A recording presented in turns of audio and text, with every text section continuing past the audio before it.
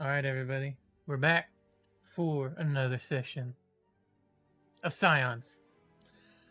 We didn't play last week, but we're going to play this week. Who would like to... Bigfoot, it's probably best if you just recap us on what happened previously. One, because before we continue on in the recording, guys, we have a couple people in different places and they're on laptops. And so just if the mics sound different or aren't as clear, we're just making do and we want to play the game. So, Bigfoot, go ahead and take us away. What happened last time? All right, so last time on, our Scions find themselves in a hazy, dream-like state where they are immediately confronted by unknown assailants in this world, in this seemingly dream-like world, and they go into battle. Them do some great maneuvers from multiple different people in the party. Kagu taking people on with his staff, darts and fists. Essie trying to use what he's learned to tame some of the animals attacking them. Corvus being a great frontliner and taking some damage and dishing it out, as well as our spellcasters being in the back firing off an amazing amount of shots. We were able to defeat our enemies and win the battle, but not everybody came out of it unscathed, as through happenstance, Kagu was taken out of the dream by one of the enemies, but woke up fairly okay in his own bed in reality, as it were. Whereas the rest of our party cleaned up the remaining enemies and took them out, and then began to awaken one by one, until it was the next day of class, in which they realized, or some of them heard and realized, that this event wasn't centralized upon them. Multiple different people seem to have had similar experiences or dreams indicating similar things throughout the dormitory that they could find.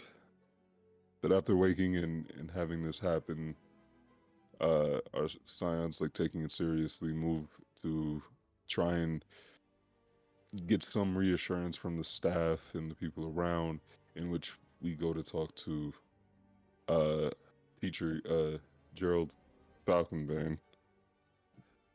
Right, Josh? That's his name, right? Gareth. Gareth. I was like, good old Jerry, though. I was like, I'm between two names, and I'm gonna, I could have it right or fuck it up. It was close. Gareth Falconbane, and in which Kagu tells him about the dream. Falconbane taking it in without the context of it having been a shared dream between everyone within the party and Corvus and everything. And then once receiving said context, starts to take it not more seriously, but understands the urgency more of the situation, it seems. Though this interaction still upsets Kagu, because it seems like he didn't really take it serious at first.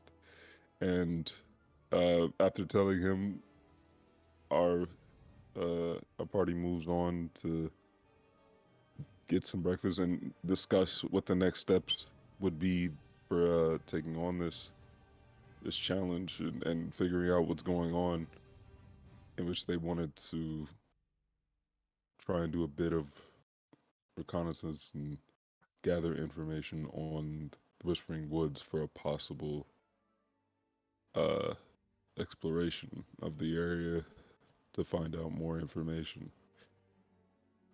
Uh,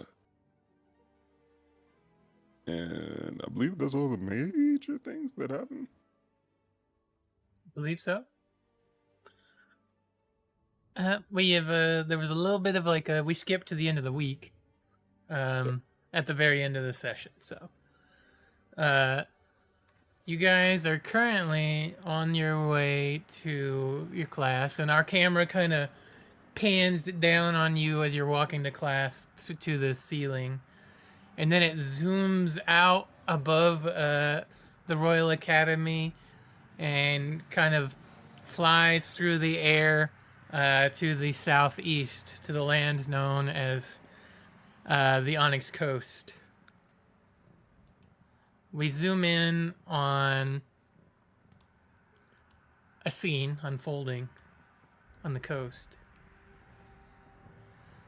as the sun starts a slow descent below the horizon, casting a golden glow across the turbulent waters of the Onyx Coast. A solemn gathering forms on the cliffs overlooking the sea. The funeral of Kaelin Yendar, a promising young scion of the protectors of the Onyx Coast. Sorry, adjusting music.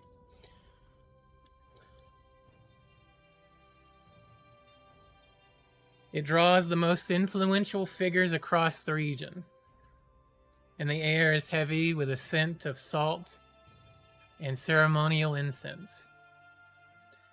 Waves crash against the rocks below, their rhythm a melancholic underscore to the proceedings. At the forefront stands an ornate boat crafted of dark wood and adorned with silver trim. Kaelin's body laid within, dressed in the formal attire of his house. Captain Louisa, Kaelin's aunt, stands rigid near the vessel, her withered face etched with grief. Her eyes, unusually sharp and alert, are distant, focused on some point far beyond the horizon. Beside her, Cassilia, Kaelin's twin sister, struggles to maintain her composure. Her hands tremble as she clutches a pendant identical to the one placed around her brother's neck. The camera pans over to the High Captain, Lao Tzu, as he starts to speak, saying, "We gather here today, under the watchful gaze of the setting sun and the eternal sea, to bid farewell to Kaelin of the Onyx Coast. A young man of great promise, taken from us far too soon. Kaelin was more than just a scion of our noble house. He was a beacon of hope for our future, a testament to the enduring spirit of the Onyx Coast. From his earliest days, he displayed a keen mind and an unwavering dedication to our ideals of protection, perseverance, and progress. I remember the day he first set foot on the deck of a ship. His eyes lit up with a fire that I recognized, the same fire that burns in the heart of every true protector of these shores. True protector. He took to the sea as if born to it, mastering in months what takes many years to learn. Kaelin's talent was matched only by his compassion. He understood that our duty is not just to protect our waters, but to care for all those who call the Onyx Coast home. He was as comfortable navigating the treacherous political waters of our War Council chambers as he was sailing through the sea. His loss leaves a void in our ranks and in our hearts. We mourn not just for the young man we knew, but for the leader he would become, for the future that was stolen from him and from us. Yet even in our grief, we must remember the lessons Kalen taught us in his brief time.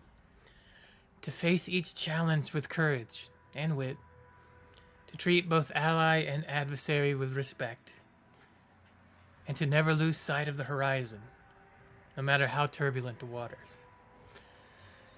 As we commit Kalen to the embrace of the sea he loves so dearly, let us carry his memory with us. Let it strengthen our resolve and temper our judgment and guide our actions.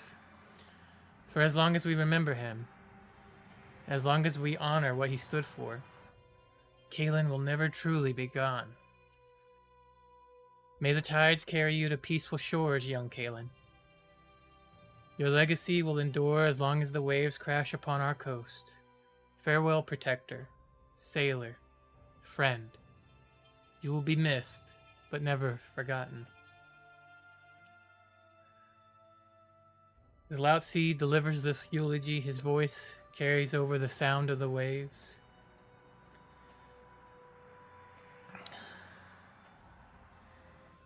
And as he spoke, Cassilia's shoulders began to shake with silent sobs. Members of the coastal houses that were arrayed behind them, their colorful formal attire a stark contrast to the somber atmosphere.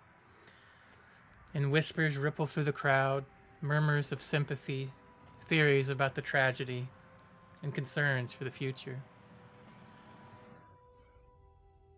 As the sun's last rays fade, Captain Louisa steps forward, and with a voice thick with emotion, she recites the traditional Onyx Coast farewell. To the sea we return, our journey complete. May the tides carry you to peaceful shores. Cassilia joins her aunt, and together they push the boat toward the water's edge. As it catches the current, arcane lights flicker to life along its hull, guiding it out to sea. The assembled crowd watches in silence as the vessel carries Kalen on his final voyage, eventually disappearing into the gathering dusk. The funeral concludes, but the air remains charged with unspoken questions and a sense of unease. This loss has cast a shadow over the Onyx Coast, and its repercussions are yet to be fully realized.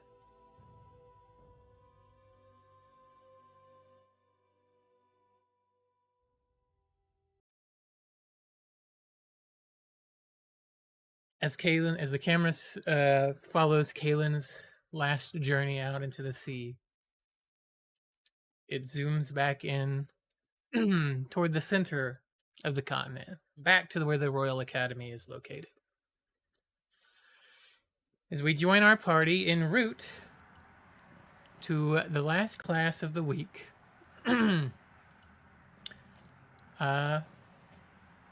Bloodlines class. So we join you guys as you're walking to class. Does anybody want to do anything?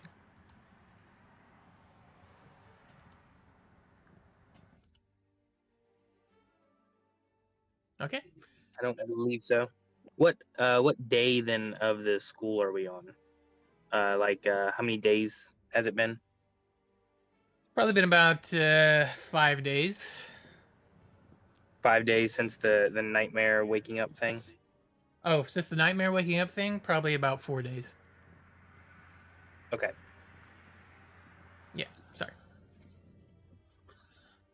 So it's been about 4 days since you guys have had the nightmare. You haven't really had a chance to kind of do much investigating. You've been busy with classes and and whatnot. Sorry, I got weirdly choked up reading that. Even though that was a character we barely knew. But yeah, you guys file back down into the classroom for the Bloodlines class. None of you have been to this class yet. It is the last class of the week. And this class is kind of like a mix of every of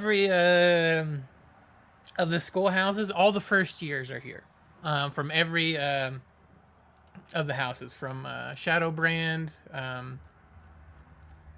to I got the wrong notes open. House Arius, House Shadowbrand, and House Valorian. Like all the first years from each class or house are here. And everybody is kind of murmuring among yourselves. So you have a few minutes, guys. If you do want to do anything, let me know, and then the teacher will walk in if there's nothing else for you. Yeah, I unfortunately would like to since like all the different first years are gathering here for like the first time since orientation basically, right? I figured, yeah, like Marcelo, like look around and look at like all the other groups and kind of try and catch a vibe for like the other two houses is groups of first years. Okay. And You just want a general vibe? general vibe, but also he's kind of like looking and trying to see, like it's the first week, so like not a lot's gonna happen, but like try to see like if anybody seems prominent or outlier or like an outlier and shit like that within each of the both of the other houses and shit like that. It's he's just trying to I got you. get to those on. All right. So on the surface level, I'll give you a surface level, and if you want to go deeper, you can roll for it.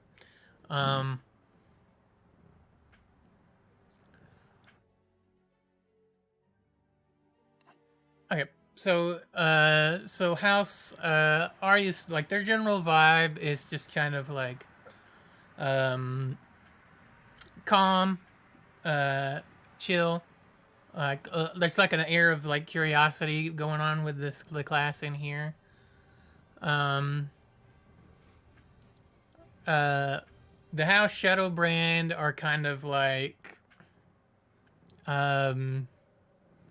seem to be a smidge on edge. It seems to be like they're a little easily kind of irritated on the surface level.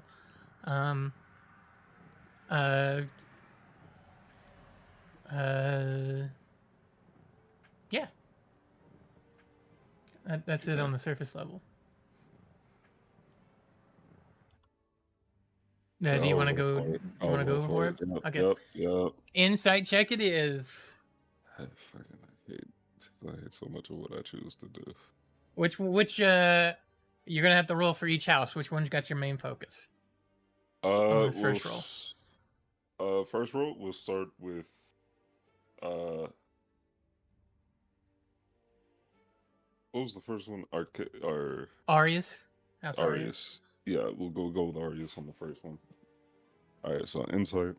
Or that I'll guide myself for that. Then also another thing, I guess he's looking out for it. Say this before I roll, is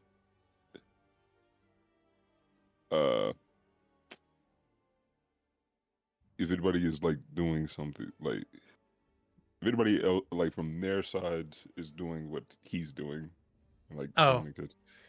Okay, trying to see if anybody else is kind of scoping out everybody else. Yeah, I gotcha. Just keep an eye for that as well. But okay, cool. Insight. Insight right. It is. Cool. Yeah. 14. Does that have your? Yeah, it's everything. Okay, it does have it in there. Okay, cool. Everything's in there. So a 14 total.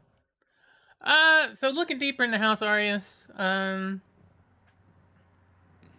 they seem kind of like what I said on the surface level. They're kind of excited. Kind of chill. Like that house tends to be more of a knowledge-based house, so they're a little bit more of a excited kind of about this current class. But yeah, most of them seem pretty chill and kind of excited. It's kind of like what it is on a deeper level. There's nothing untoward there, I should say. Got you. Got you. Cool. And I would do the same thing for the other fucking house.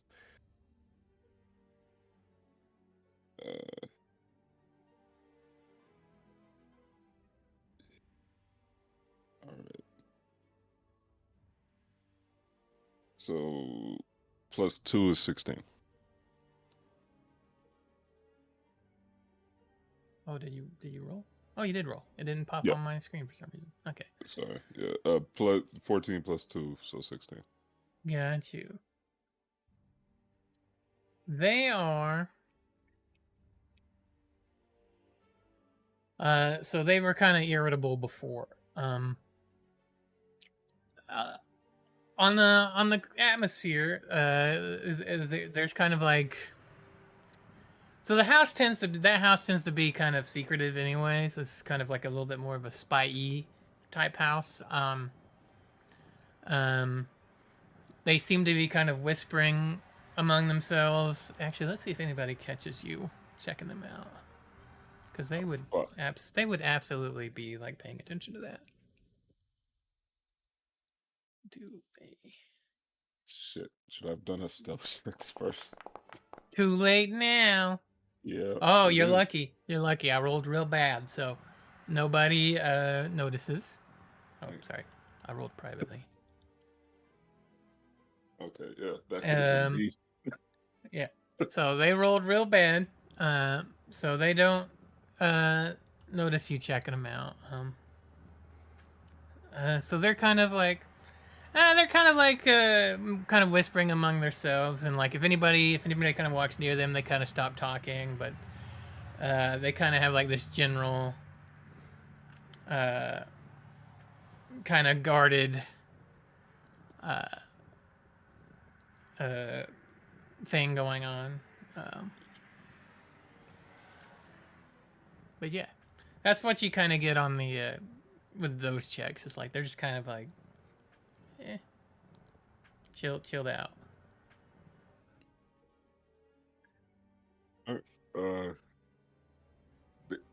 Yeah.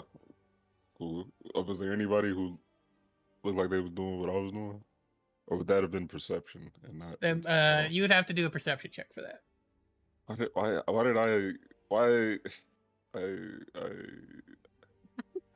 I say words sometimes. With your passive perception, you don't notice anybody. I know. I could say that. I have to try. I said I was gonna do this, so I'm doing it. All right. So one for each again. You can do a general one for this. Okay, general one. All right, cool. Yeah. All right, that myself. And wait. Can this time I stealth so that people don't know him? Like, well, how are you trying to perceive? Are you just watching? Are you looking, or are you like just trying to listen to see? I guess you're looking, huh? It'd be he's looking, but it's like I guess in this.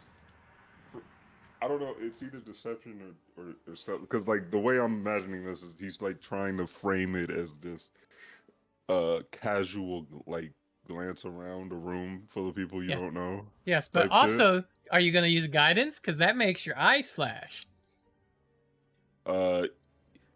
Yes, which is why like the timing. Okay, you definitely you definitely have to do a stealth check. Yeah, no, that's why I'm like, no, I have to do a stealth check. Don't get disgusted. But like this is the what you call it? Like that's the lie, like what he's trying to pass it off as, right? Like I got you. But all right, so you want the stealth first to see if I have any protection, maybe. Yeah, go ahead. Let's see. All right, subject. Is the stuff just flat, or can I roll guidance with that too? Or I think you can roll guidance with stealth, right? Yeah, no, it's a skill. I was just like in this situation. I was just trying to see. But okay. All right, stealth. Well, I think. I don't know if I. Oh Jesus. Yeah, no. bro. Okay. Essie notices. Yeah. Okay. That's the funniest shit. Go I'm ahead and trying to roll. see if I had. Go ahead and roll your perception check as well. Alright, cool. Give me 1 second. Just wanted to double check. Yeah, okay, yeah. I have nothing for that. So It doesn't all right, appear. cool. It doesn't appear anybody notices you except for Essie, who I assume kind of turns his head a little bit or something, kind of indicates that he notices. Yeah, it's not a huge deal. But okay, cool. All right. So this is the perception with guidance. So 15. 15. And you were trying to see if anybody else is doing what you're doing, which is kind of checking around. Yeah. You don't notice anybody checking around. There's nobody really scoping you out, your group or anything. Nothing that's unusual, anyway. Yeah. There might be the occasional, like, oh, who's that? And, you know, that kind of thing. Yeah. All right, that's it. I just, I Marcy. didn't want to do any of that. Marcel, what are you doing?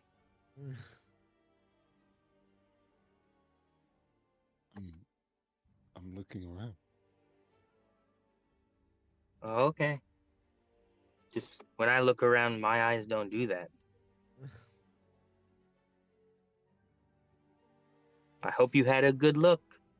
Most of House Shadowbrand turns their head and looks over in your direction. Have we not, like, just as this conversation is happening, I'm just like, have we not, like, at all, like, I was like, we've been here like a week, and he's like, how is he still like this? Like, Bigfoot, you say all the time, we've only been here a day. Yeah. no, don't get me wrong. But a week's long enough to know to not just yell that out loud. That's common fucking sense. Like, I'm just that's common fucking sense. Like, it's not crazy to be like, we've been here a week. How is he still like this? Like, that'd be wild if, like, in first day, sure. But a week later, after you've been told 50,000 times, don't do this. I feel like it's Anger's Sissy's been- character. I know Anger's it been does, doing but it. it's. I know it does, but it's still like Marcel's look of like that's wild isn't crazy.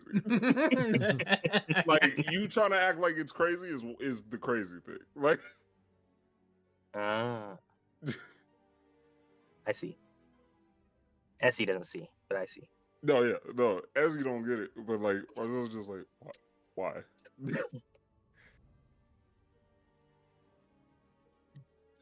And a bit like immediately Marcel like grabs us and it's like, shh. Oh, okay.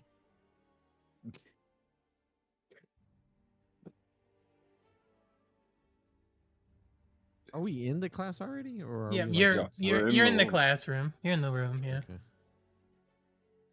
Everybody's in the room. And once you guys are done with this, we can move forward. Has the teacher walked Es- in? Do we know who's the Essie's- teacher? Not yet. Yes, Essie? No, Essie's good now. Okay. All right. If nobody has anything else, I am good.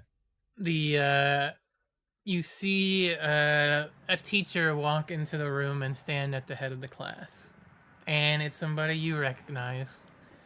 It is Headmistress Tola Zadanya, and she turns to, like, the room goes quiet as she kind of enters, and everybody kind of turns and looks at her as she kind of takes up her spot in the front of the room. Sorry, I'm just pulling open a a dock here. And she says, "Welcome, Scions, to our class on Bloodline Powers. I am Headmistress Tola Zadanya, though some of you may know me as the Morning Rose. Today, we embark on a journey of self-discovery and ancestral legacy. Each of you carries within your veins the potential for extraordinary abilities, gifts passed down through generations of your noble lineages. These powers are not mere tricks or spells to be learned from dusty tomes. They are a part of you, an intrinsic to your being as the color of your eyes or the timbre of your voice. In this class, we'll explore the nature of these gifts, their origins, and most importantly, how to awaken and control them. But remember this, with great power comes great responsibility. The abilities you may discover are not toys to be played with, nor weapons to be wielded carelessly. They are a sacred trust, a link to your ancestors, and potentially a tool to shape the future of our realm. Some of you may already feel the stirring of your bloodlines. Others may doubt it exists within you. Regardless of where you stand, know this. The journey to understanding and mastering your innate gift is a lifelong one, filled with both wonder and challenge. Are you ready to delve into the mysteries of your heritage, to unlock the potential that has lain dormant within you? Let us begin. Now, you may wonder why it's crucial to understand your heritage and the potential that lies within you. Let me be clear. This knowledge is not merely academic. It is fundamental to who you are and who you may become. Your bloodline is more than a name or a family crest. It is a living legacy, a wellspring of power that has flowed through generations. By understanding your heritage, you gain insight into the triumphs and trials of those who came before you, their experiences, their choices. They have shaped the very magic that now resides within your veins. But knowledge of your lineage is only the beginning. The true importance lies in recognizing the potential within yourself. Each of you carries a unique combination of gifts, a singular expression of your family's power. Some of you may manifest abilities similar to your parents or grandparents. Others might discover powers unseen for generations. Understanding this potential is not just about power. It is about purpose. Your bloodline gifts are not random. They are a part of your destiny. They may guide you towards your role in the grand tapestry of our realm's future. Will you be a protector, a leader, a sage? Your power may hold the key to answering these questions. Moreover, by understanding your heritage and potential, you gain the tools to control your gifts, rather than being controlled by them. Untamed, these powers can be dangerous, to yourself and others. But with knowledge and practice, they become an extension of your will, a means to effect the change in the world around you. Remember, with awakening of your gifts comes a weighty responsibility. You're not only heir to your family's legacy, but also the custodian of its future. The choice you make in wielding your gifts will shape not just your own destiny, but potentially the fate of your entire bloodline.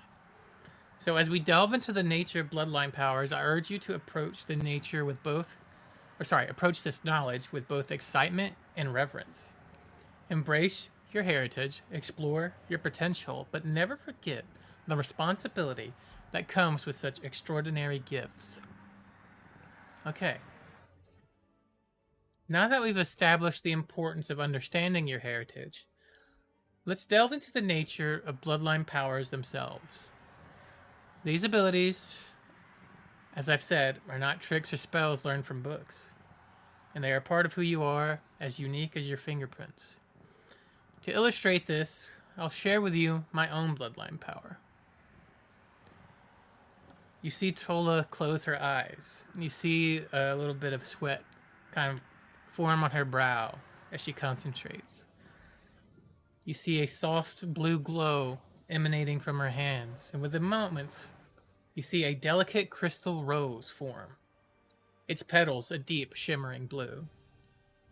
She opens her eyes and says, "This, students, is the physical manifestation of emotion. In this case, a profound sense of loss. My bloodline allows me to crystallize intense emotions into these rose-like formations. Each emotion creates a different color and type of crystal, each with its own unique magical property. This power, like all bloodline abilities, wasn't learned. It awakened within me during a time of great emotional turmoil, and that, students, is often how these powers first manifest, in moments of intense need or emotion. Let's discuss some of the key aspects of bloodline powers, shall we? Innateness. These powers are hereditary, passed down through your noble lineages. However, they may skip a generation or manifest differently in each individual. Uniqueness. No two bloodline powers are exactly alike, even within the same family. Your power is a reflection of you. Awakening. Most bloodline powers emerge during adolescence or early adulthood, often triggered by stress, strong emotions, or life-changing events. Growth. Like any ability, your bloodline powers can be honed or strengthened with practice and understanding. And limitations. Every power has its constraints. Understanding these is crucial for mastery and responsible use. And as for the origins of these powers, we have several theories. The first theory we have, and is the most widely accepted one, is the Champion's Legacy theory.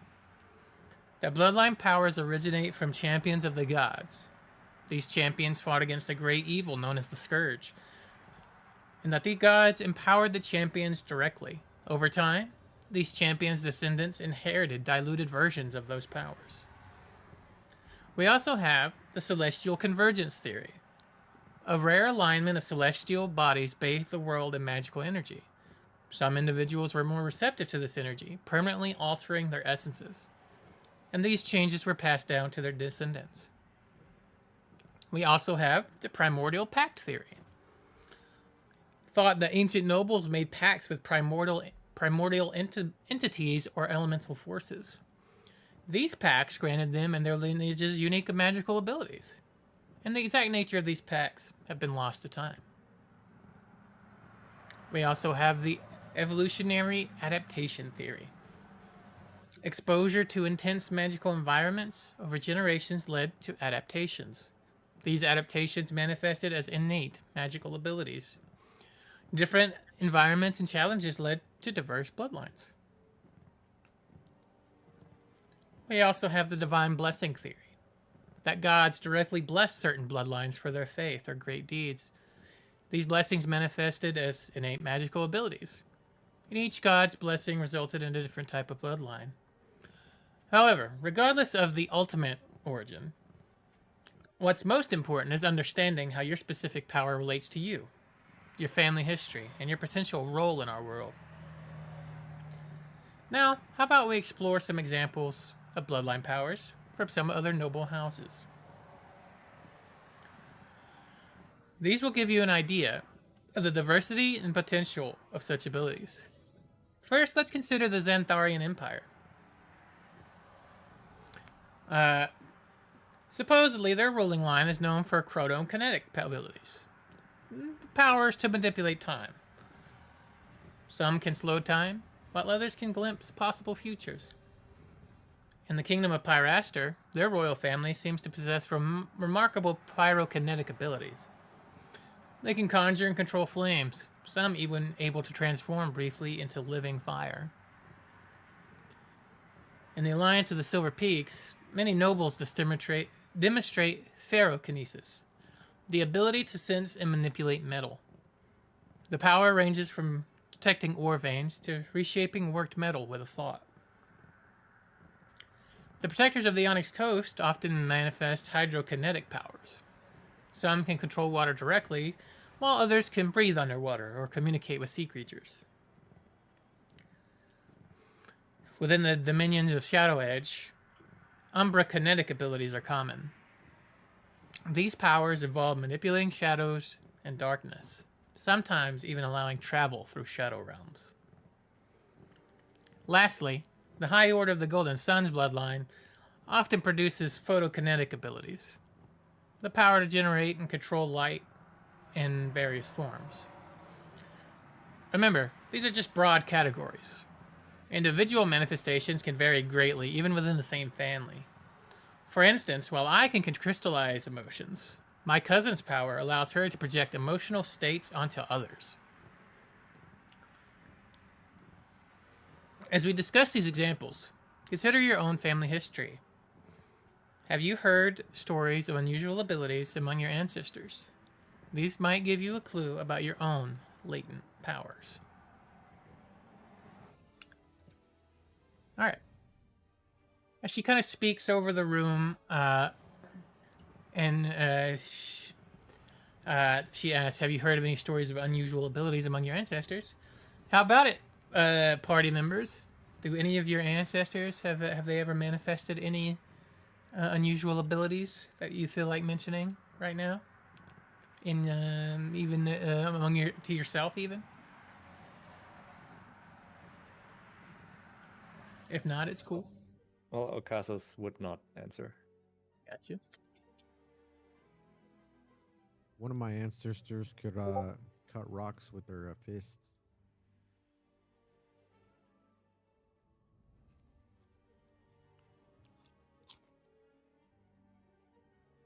Interesting.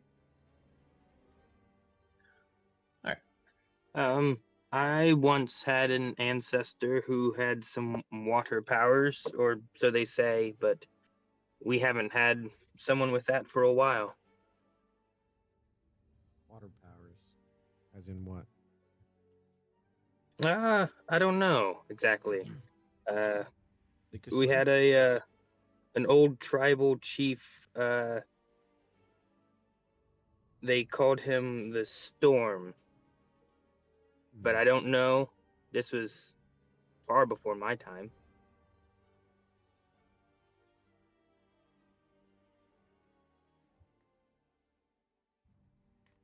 But I look forward to perhaps reconnecting with that bloodline that our tribe hasn't seen for a while.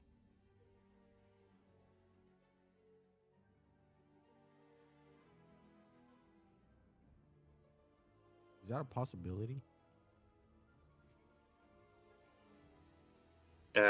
I hope so. I don't know. Headmistress? Is it possible to reconnect with a bloodline that hasn't been seen?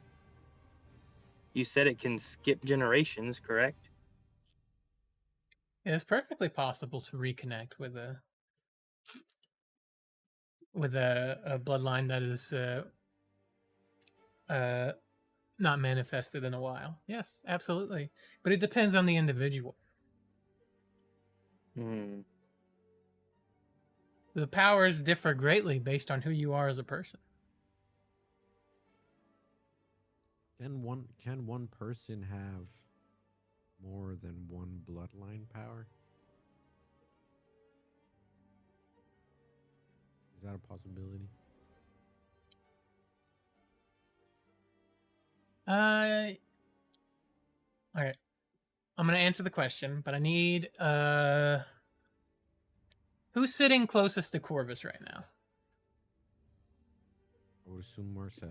All right. I knew somebody was gonna say it, so I was like, let me cut it off. All right. Give me a perception Either check. could be me as well, since I was close enough to notice Marcel. Give me, yeah, okay. You both give me perception checks, and while I answer the question.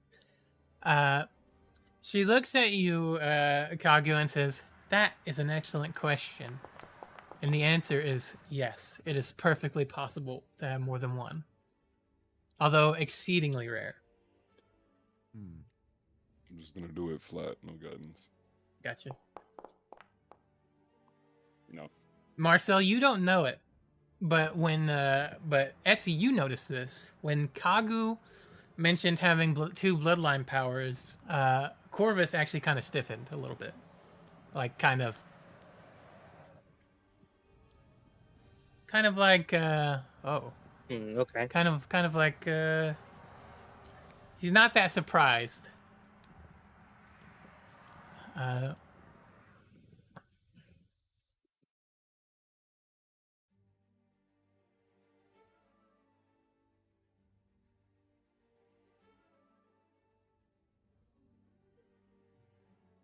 Okay.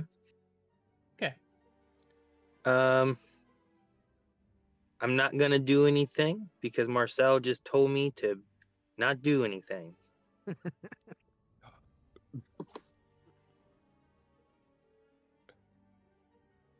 Do any other students talk about their bloodlines in the class that isn't from our group? I'm sorry. What was the question? I got distracted. Are there any other students from any of the other any other elements of the class that aren't from our group that talk about their bloodlines at all? Like I don't figure Corvus does, but I didn't know if I don't know, Anvilbane or I think that was one of them, or anyone else mentions anything. It's mostly just kind of like a lot of small talk. You know, some like, yeah, my great grandpappy, had the ability to sense ore, but nothing like specific. Just kind of like a lot of generalizations over bloodline powers for the most part. Gotcha.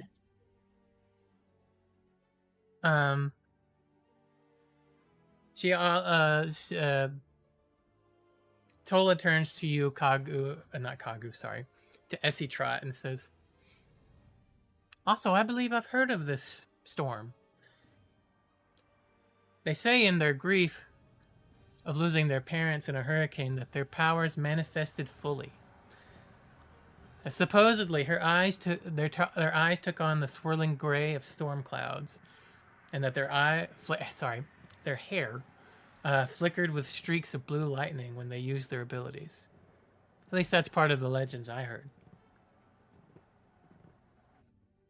It sounds like tales I've heard from my tribe. I remember the hair. It's a good I story. would love to get hair. I'll give you some hair. Don't worry, buddy. I got enough of Well, I both thank you. girls. Thank you, Kagu. You're welcome. Can I ask, so when this hair turned, or it had electricity in it, you said? Is that what was going on? It would have a look of lightning. Okay. So what do they do? Like shoot lightning? Or like conjure up storms? What was the ability exactly?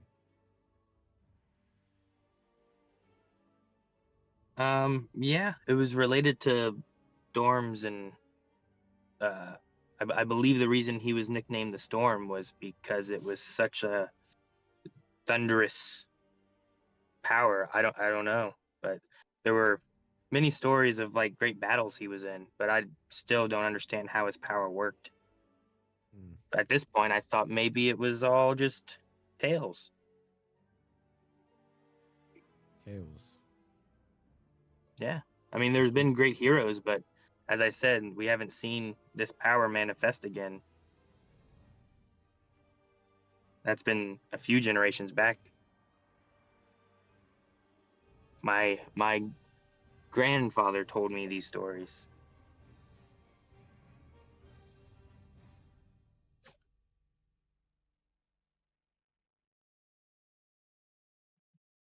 Hopefully one day I could show you. That would be great. You would need some hair first. I'll get hair and you can punch some rocks. Yeah, that'd be great.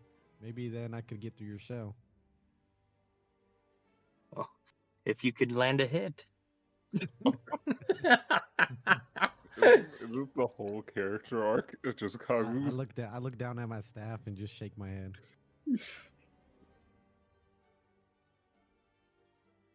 So, are we allowed to ask questions here yet, or? We're going to continue on with the lesson for just a moment, Kagu. Okay. We still have a lot to go. But we will have a time for questions. Don't worry. Alright, class. Now that we've discussed kind of the nature and origins of bloodline abilities, let's focus on awakening your own gifts. And remember, each of you carries within you a unique spark of magical potential, passed down through generations of your noble lineage. First, the first step in awakening your bloodline powers is to quiet your mind and look inward. You close your eyes and just kind of listen to the sounds of my voice. And she goes through like a few breathing exercises and kind of talks about a few like visualization techniques. She says, let your mind imagine your family crest. Feel the weight of your lineage. And this search for warm and pulsing energy within yourselves.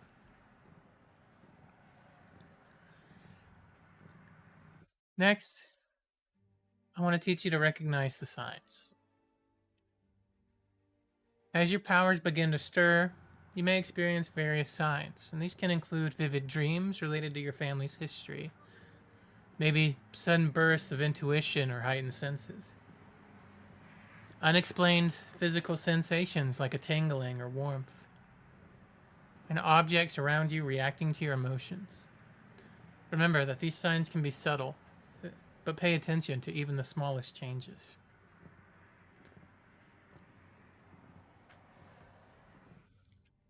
Next, how about we talk about a couple of historical figures here who awakened their bloodlines? Consider the tale of Queen Alara, the Stormbringer. It wasn't until she was cornered by assassins that her ability to control weather manifested. She summoned a lightning storm that saved her life. Or Duke Valerian, whose powers to inspire courage in others only emerged when leading a seemingly hopeless battle. These examples often show us that often our powers awaken in times of great need or emotional intensity. As Tola continues speaking, she produces a small, shimmering blue crystal rose, showing off her bloodline power once more. Your journey to awakening your gift may be gradual or sudden, but remember, the power is already within you, and our task is simply to help you find it. Now, let's actually do a little meditation, shall we? So Tola instructs you, saying, close your eyes and breathe deeply. Imagine your family. Oh, nope, not that part yet. Everybody give me a wisdom insight check. Wisdom, I'm imagining... Wait. Just insight check, my bad.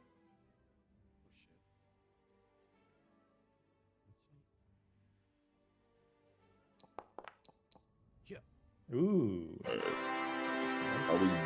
Are we meditating? Yeah, you're basically meditating right now. All right. So eyes closed. Chilling.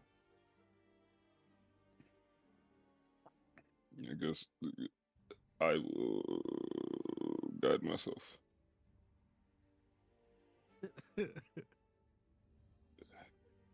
My dice hit your dice and got fucked up.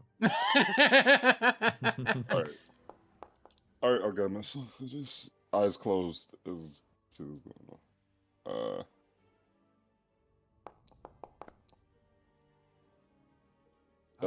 I like Paula's plus roll. 2, 17. Damn. So, just for the record, Okasas rolled a natural 20 for a total of 23. Yep. Kagu rolled a total of 9. Essie rolled a total of 12. Kreslin rolled a 7 total. And Marcel rolled a 17 total, correct? Yes. With your plus 2. All right. Marcel be cheating, though.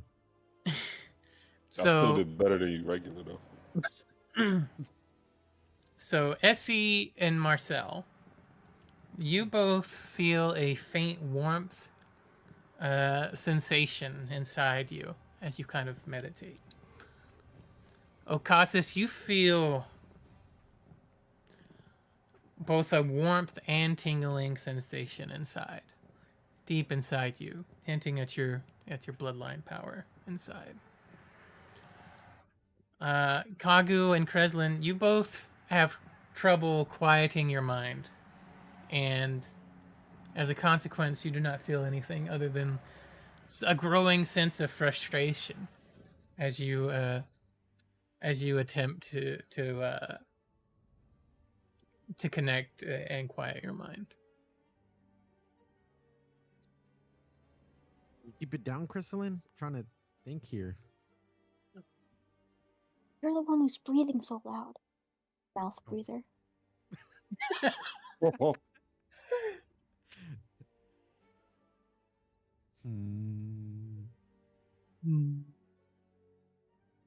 Can I try again and just like zone everything out? Doing like I roll my shoulders back, my neck, my head side to side, and just focus on my breathing.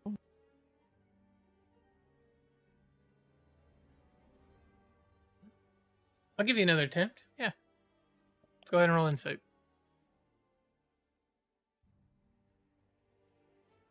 Can I throw a piece of paper at Essie to try to knock him out of his concentration?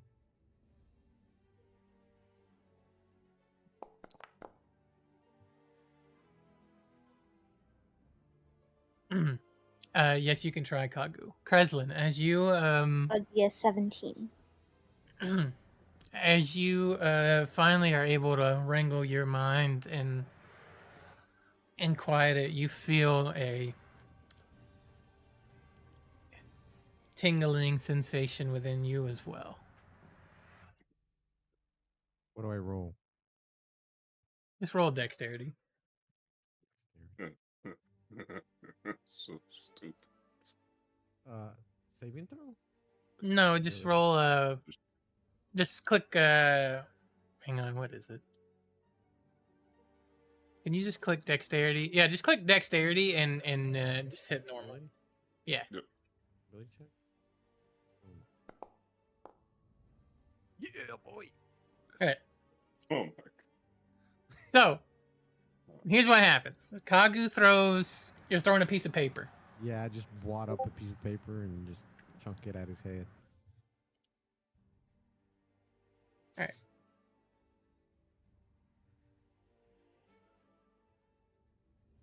This is hilarious. All right. Essie, how do you react to this? He doesn't react. I throw it too quick.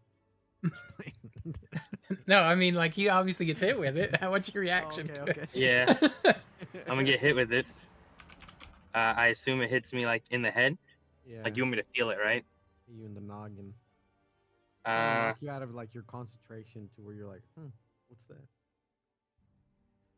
I suppose I will look back and say, Kagu, please, I'm trying to grow hair. And then I turn back and close my eyes, That's the and wrong try to concentration. go back into my concentration and try to meditate more. But I probably do lose it there for a second. Okay. Tola says, focus, students, focus. Stop throwing paper. Next, visualize your family heritage. I need everybody except Kreslin to roll a history check. Did you say heritage or in Essie's case, heritage? No? All Alright. Wait, what'd you say? Shazam, we're 17. we're still in the meditative little state, right? History? Yes, you're still meditating, basically. Okay. Okay, so eyes closed, everything. I got my myself again. So history. Alright, cool. Damn. Plus 4 is 25. I got a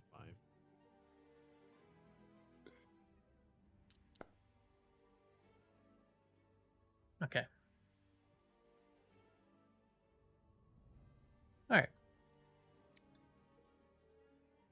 She Aaron. still beat me with the disadvantage. What the fuck? Oh, never mind. Yeah, she's smart. Ocasis, Essie, Marcel.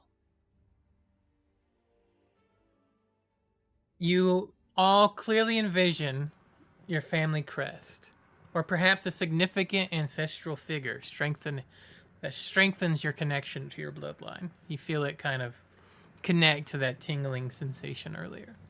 I'm gonna put you guys on the spot. Ocasis, what do you? Actually, I'll let Ocasis go last. Essie, what do you visualize as part of your family heritage? As I try to focus after the paper, I remember it was like a tapestry that we used to have back at my tribe of my great would have been my great great grandfather, which was the storm. He's on a rock kind of at the edge of the sea with his hands raised in this lightning hair, and I've pictured that. It's kind of come back to me while I've focused. All right. Marcel, what do you visualize as your family heritage? Is it a symbol, a person, a crest? I think it for him, it's the family crest. Is the family crest, which is like a like one like sort of like one wing of like extremely like ornate. It's like a phoenix's wing going to the side, just one. It's a very like it's ornate, but it's like extremely simple comparatively to like a lot of others, because of like what their house and like this that symbol like represents isn't something extremely complicated or anything, because but it's extremely powerful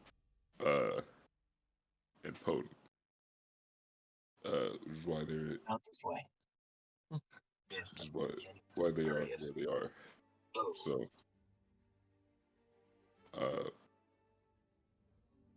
so I think that's what he sees. It's like that. All right, Ocasis, what do you picture? Is it a family crest? Is it a family memory? Is it a family member? What is it that you see as you kind of visualize?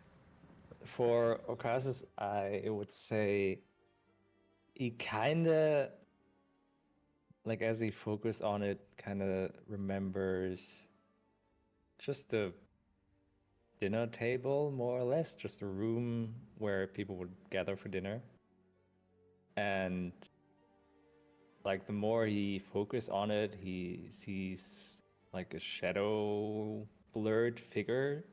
Like he cannot really see the face or the shape. And as he tries to focus more on the person in front of him, everything else gets more blurry and more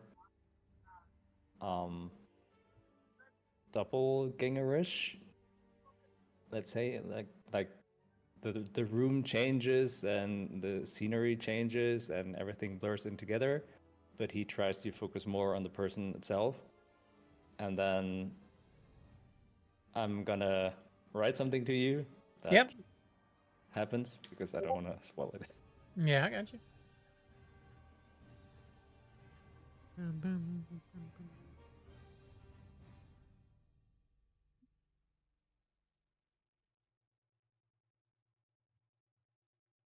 Okay, Aaron, that's cool.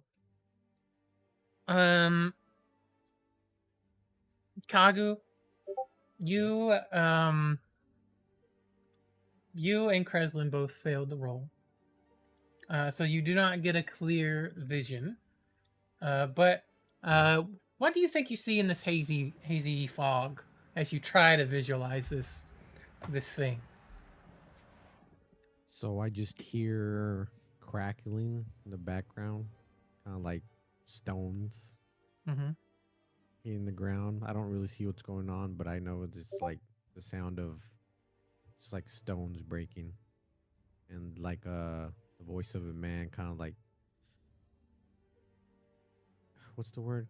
Not like no, when people like punch, they like kind of like make a noise. Yeah, they let that Kinda kind like of that. power out. That Yeah, that kind of. yeah. Kind of like that. You'd hear that, and then just rocks kind of like crackling, and almost like when you hear rocks falling down like a mountain or something like that. Those type of sounds, and that's it. Don't really see what's going on. Just hear it. Kind of sense it. All right.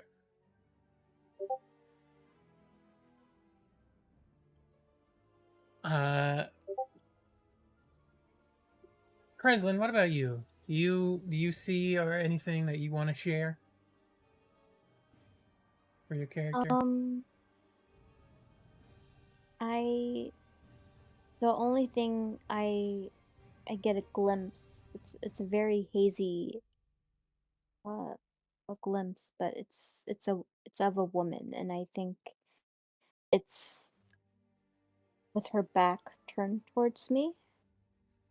I'm not sure if it's because she turned around within this glimpse or if she's walking away or running away from me, but that's all I see. Okay. Oh, you know what? I need to roll for Corvus. I haven't rolled for Corvus on any of these. Corvus.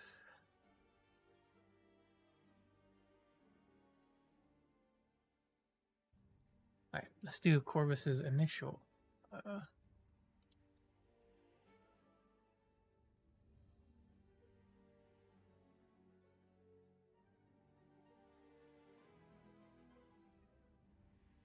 Just D2 plus 1. All right. Whoops, I made that private. I didn't mean to do that. Corvus is deep in his meditations.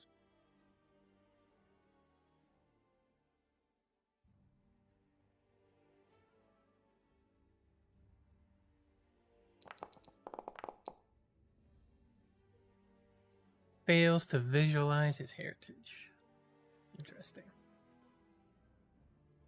Okay. So next, Tola says to each and every one of you, she says, now reach out and try to sense the power that resides within you.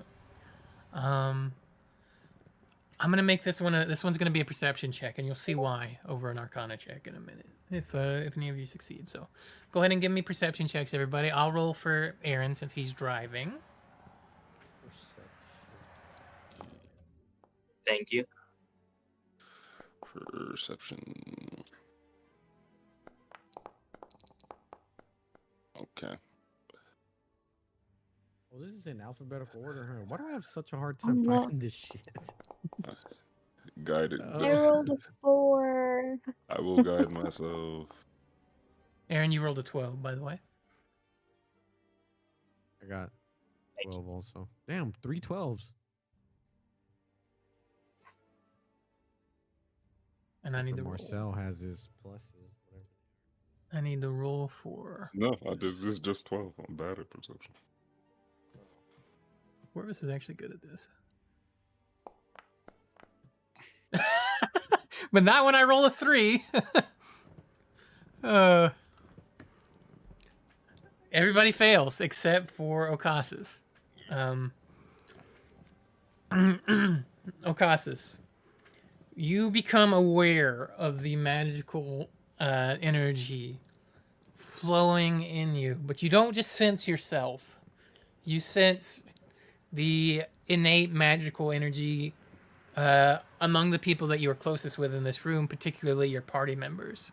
You can kind of feel the others in here. Everybody in here has it, but you're feeling it mostly with them because that's the closest you feel it with is them. So you are connected in a way with everybody in this room. Kreslin, Essie, Kagu, Marcel, and Corvus remain unaware of the magical energies in this room. You do not feel it. Magical energies. Mm-hmm. Wait, what? Did they tell us why we were, we're still meditating, right? This part of the meditating process? Yeah, you're still meditating. You're trying to awaken your power. Oh, okay. Mm-hmm. And she says, finally, try to manifest a sign of your power. This is going to be a charisma check. So everybody roll charisma. I will roll for Ezzy Trot.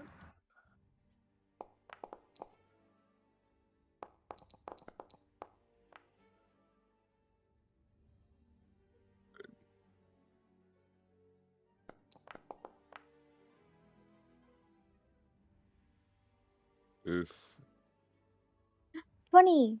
Dirty 20. Nice. all right, with I guide myself. Got some good charisma there. Nice, man. All right, +2 is 14. Oh, sorry, Aaron. You rolled a 3. Oh my goodness. Oh man.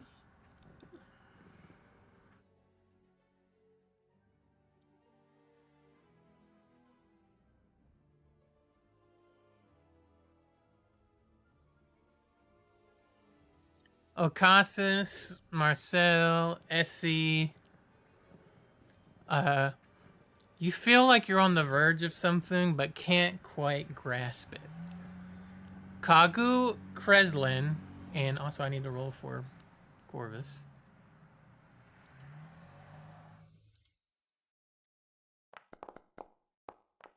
Damn. There he Corvus, is. Corvus rolled a natural 20 for a 23 total.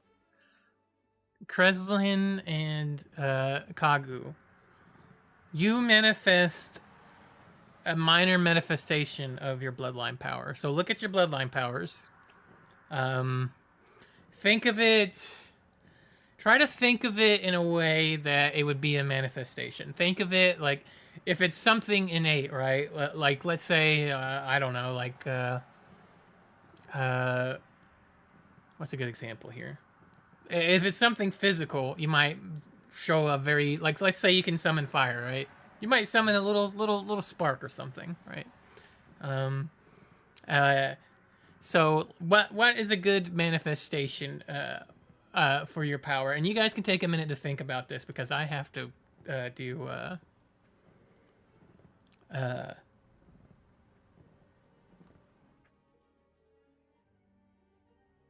Corvus's manifestation.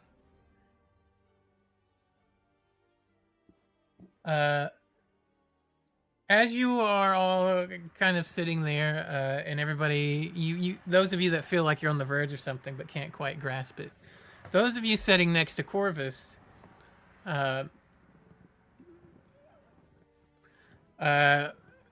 Marcel, you see like you think it's almost like a blink, almost like a poof, and you look up. And you see Corvus is not sitting where he was sitting at. He's sitting in a completely different spot in a more shadowy part of the room. And even he looks confused for a moment before he kind of, and kind of walks back over and sits down right next to you again. Marcel.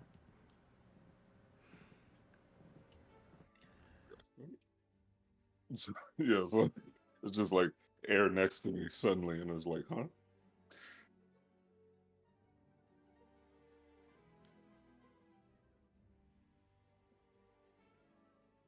Okay. All right, Kagu, do you have what is a manifestation of your bloodline power? A minor one, if you have one. So, I guess mine would manifest like I see kind of like an aura around people and like certain objects, kind of like a faint glow. Okay. That's about it, without revealing a whole lot. Okay. That's fine. You reveal as much as you want. How about you, Kreslin? For Kreslin, it would be, she would manifest, like lantern bugs, fireflies. Maybe like 2 or 3 of them, and they would just fly around. And then she would open her palm, and then they would fly into her palm, and then she would close her fist. And then they would be gone. Yeah. Can I say something? Man, it's your game, buddy. Say what you want. Never mind, I won't say it. It had to be in the moment. I laughed. Sorry. That's okay. You're good.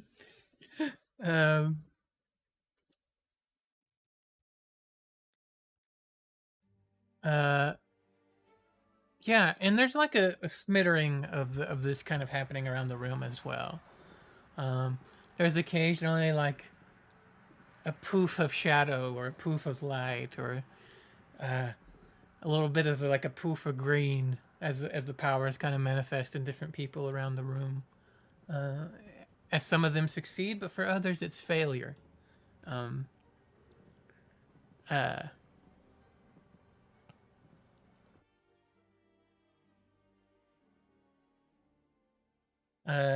Tola says, "Open your eyes. You've done well. But remember, it's just the first step. Practice these things, and they will come with time. Do not be frustrated if you did not feel that connection or manifest that power. Sometimes you just need a little bit more work, that's all. And like I said, sometimes in great emotional turmoil or when your need is great, it'll be there waiting for you, like an old friend." You see Tola close her eyes for a minute, and she manifests a blue crystalline rose, a red crystal rose, a yellow, green, purple crystal-colored rose, and says, "Observe these crystals. Each represents a different emotion experienced during our exercise. And by understanding and harnessing your emotions, we can better connect with our innate powers. Like I said, don't be discouraged if you didn't experience anything dramatic. Your bloodline power is a journey, not a destination. Practice your techniques, and in time, your gift will reveal itself. Now, let's move on." You see Tola's demeanor kind of become more serious as she addresses a crucial topic.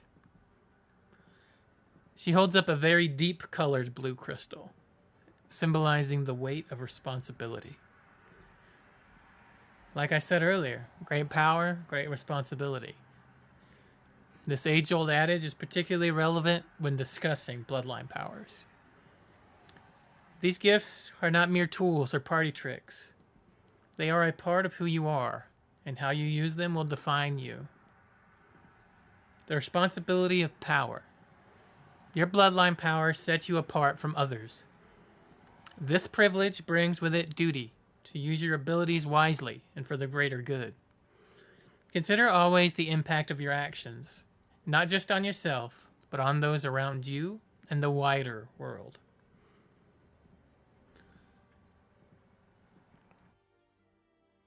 You see her produce another crystal as she speaks. A golden crystal. Queen Aurelia the Merciful used her empathetic abilities to foster peace between warring nations, preventing countless deaths and ushering in an era of prosperity. Tola lifts her other hand and forms a red crystal. Contrast this with Lord Darius the Cruel, who used his mind control powers to subjugate entire populations, leading to decades of oppression and suffering. She summons a crystal that is multicolored: blue, gold, red, green. And then we have cases like Archmage Zephyr, whose weather manipulation saved many from natural disasters, but also caused unintended droughts in neighboring regions. This shows us that even well-intentioned use of our powers can have far-reaching consequences. Now I want you to consider, how do we balance using our gifts with maintaining secrecy? When is it appropriate to reveal our abilities, and when should we hold back?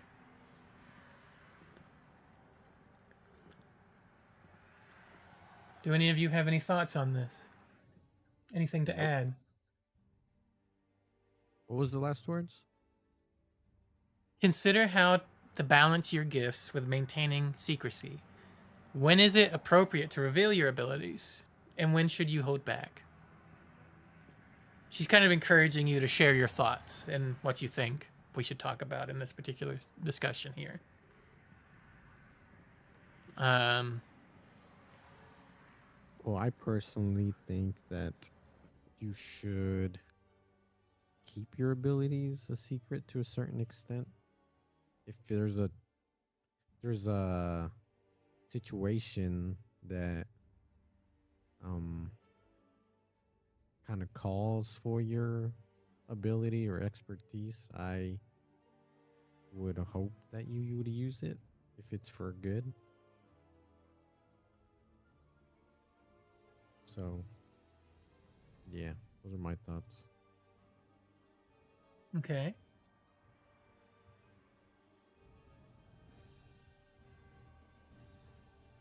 I'll give you some examples. Oh, sorry. Go ahead, Kristen. I didn't say anything. Oh, did you not? I thought I heard you. Okay, No, my it wasn't mistake. me. She says, I'll give you some examples. My powers aren't just for showing emotions. They can also be used to empower you, to make you feel inspired, perhaps, or relaxed in a moment.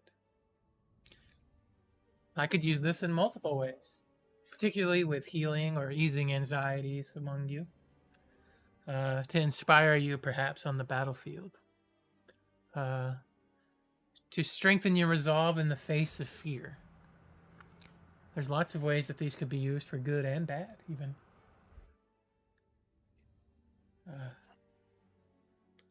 For example, you could put one of my crystals in the hilt of a weapon, for example. Store an emotion within that you might need in a moment. Bravery, for example. You could use that in battle. I could also use it to extract information, encourage fears in the enemy, make them go into thoughtless rages, perhaps. Make them so blind to their emotions that they don't know what they're doing, don't know who they're attacking, don't know who they're seeing. These are just some of the examples of things that I could do. And these are the ones I'm not afraid to share with you. Some go even deeper.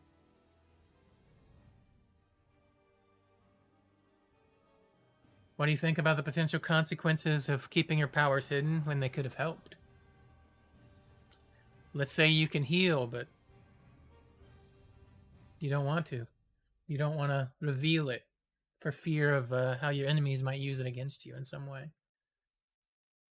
Will you let your people suffer when you could heal them? Would you let your people starve, for example, if you could grow crops?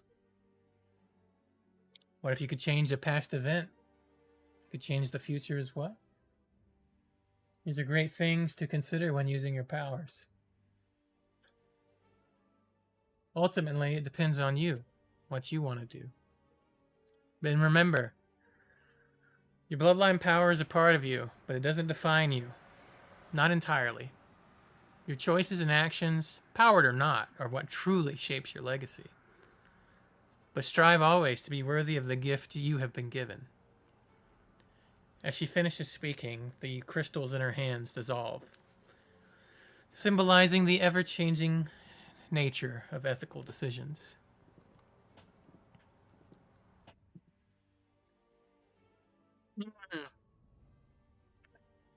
Tola creates very small, vibrant crystals that float around her, each of them pulsing with different intensities.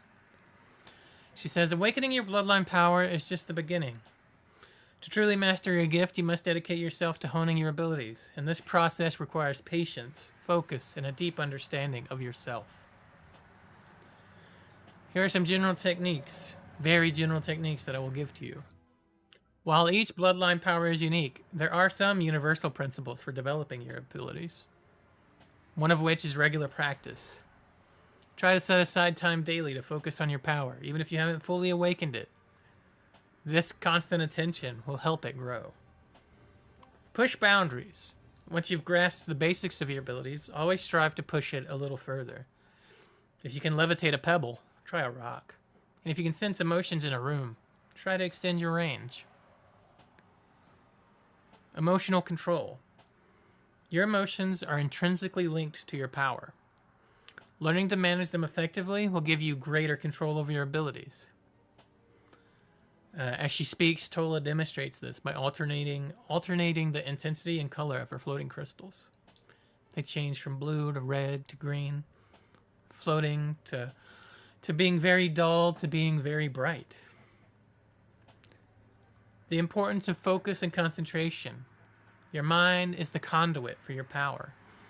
Strengthening it will strengthen your abilities. For example, focus on one of these floating crystals. I want you to concentrate on it. Try to sense the emotion contained within. Those of you with more developed abilities might even be able to influence its color or intensity. So everybody roll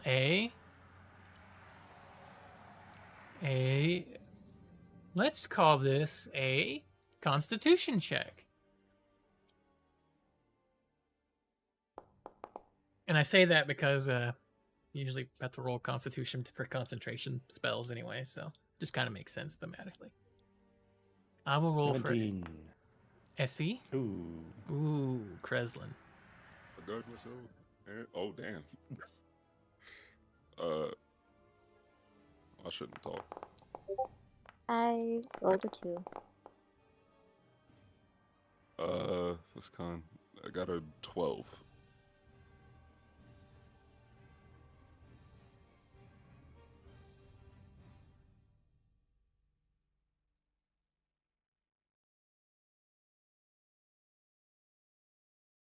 Okay.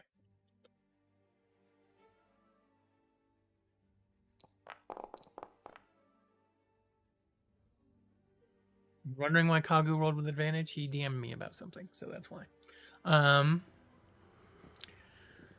Okay.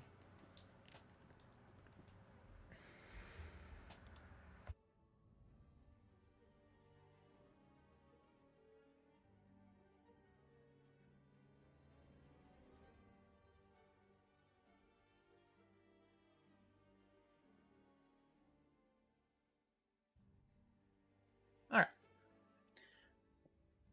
Okasas, you reach out to the crystal, and with your concentration.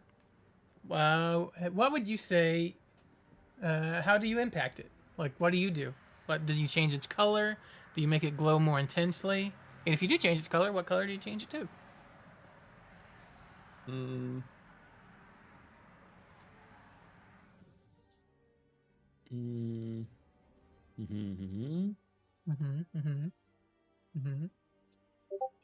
I like where this is going. Good. What language is that? I do this.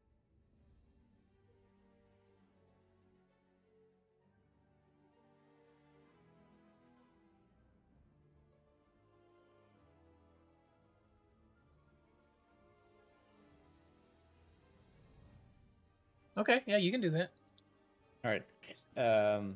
Yeah, like the crystal will shimmer for a second and then slightly shift the position. Yeah, it slightly shifts to the left. I got you. Kreslin, you find yourself unable to connect with the crystal, although you do feel intense emotion in this moment. Marcel, you said you rolled a 12? Yeah, 12 total. 12 total. All right, yeah, you're able to connect to the crystal. What do? Do you change the color? Do you make it more intense? What's up to you?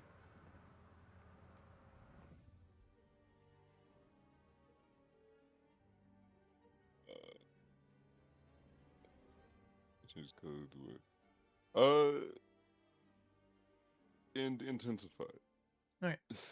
It glows brighter.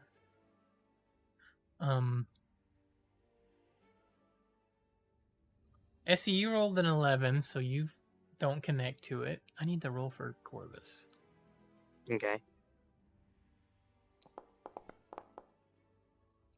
Nice. Wow. Corvus rolled a natural 1 for a total of 3. He is visibly frustrated as he is kind of frustrated, yeah. Tola continues speaking and says, the impact of stress and emotions. Wow, this was perfectly lined up. Stress and intense emotions can be a double-edged sword for our abilities. They can trigger sudden manifestations or amplifications of power, but they can also lead you to a loss of control. I remember when I first began developing my ability to crystallize emotions. During a particularly stressful council meeting, I unconsciously filled the entire room with shards of red anger crystals. And it took weeks to repair all the furniture. She kind of chuckles. She looks at you, Kreslin, and then turns her gaze to Corvus, and she says, learn to recognize your emotional states and how they can affect your power. Some of you might find your abilities heightened by certain emotions, while others might lose control. Understanding this relationship is key to mastery.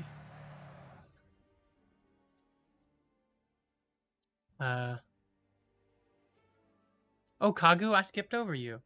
My bad. How did you affect the crystal, Kagu? So this crystal is conjured by Tola, right? Yes. Okay. Did she specify like what type of crystal it was? Like what emotion was in it? It was blue, so it's like a positive emotion of some kind. Oh. I don't know why I thought blue was like sadness or something. Well, it could be. Sadness in some ways, but depending on your point of view, could be a positive emotion. Well, what'd you say? How do I like manipulate it? Yeah, do you make it change the color? Like, do you inflict one of your emotions on it? Do you make it glow brighter or dimmer or any of that kind of also works? Give me a second. Or however you think you could affect it. Like, you can always ask and be like, yeah, that could be a thing. Since I already know who conjured it, I guess. Mm-hmm. I'm still gonna do it anyways. Hold on, I'm trying to read what it says real quick. I got you.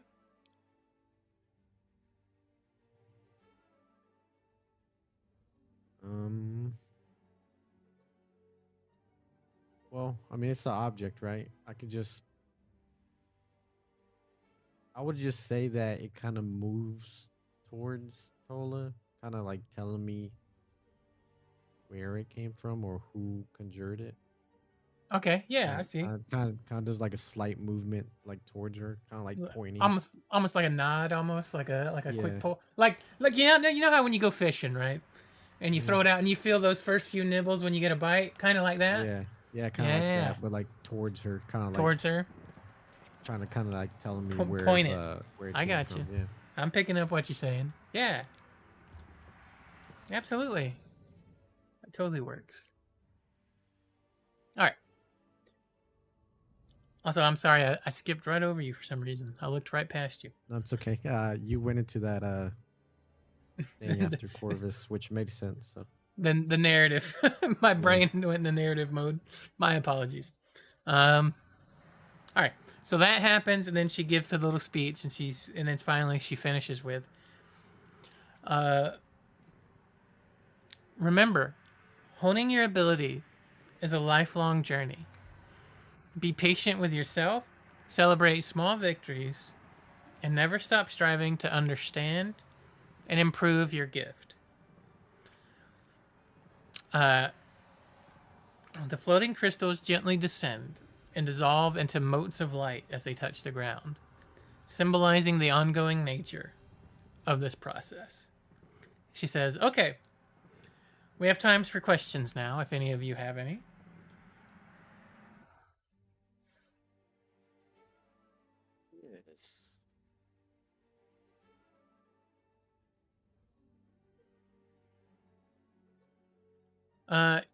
Before we get to a question, earlier, she said, earlier, Kagu, you asked an excellent question about having more than one bloodline power. I would like to continue on that if that's okay. While rare, it is indeed possible, and it usually occurs when two powerful bloodlines merge into one. However, having multiple abilities often means each one is less potent than a single focused power. Although that's not always the case either. Was what I wanted to continue on with from there.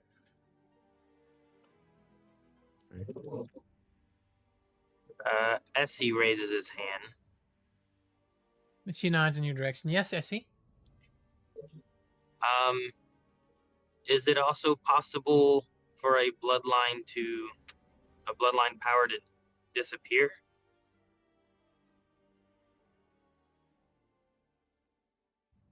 Well, depends on your point of view, really. Since bloodline powers are innately unique to the individual, when you die, I would say a bloodline power kind of disappears, yes.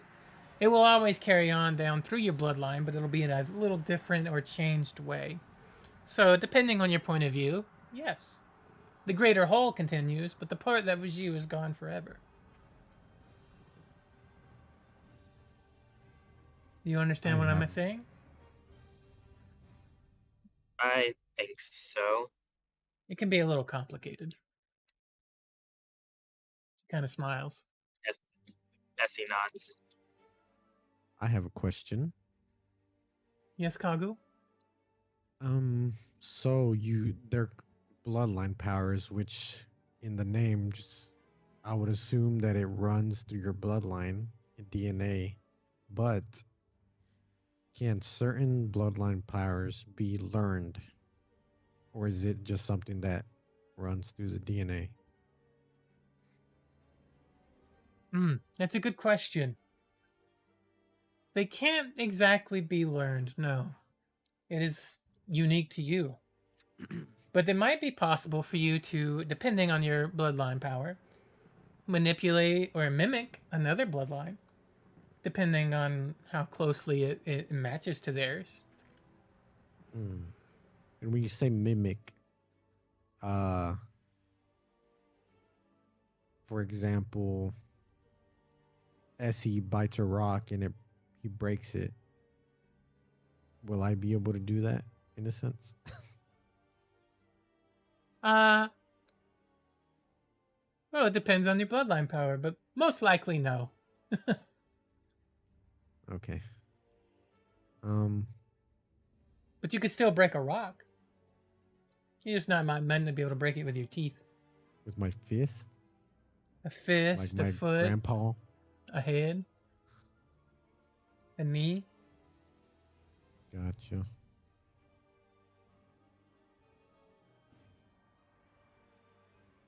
Okay. You see, Dalen.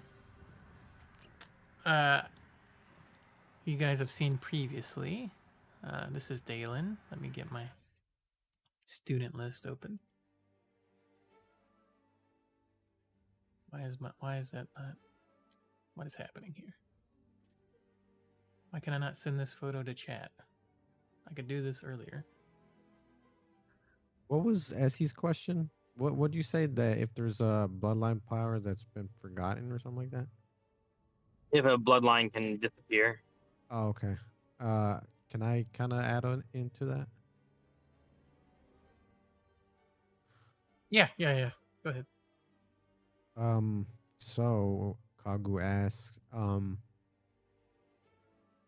is there any bloodline powers that have been kind of like cast away, as in forbidden?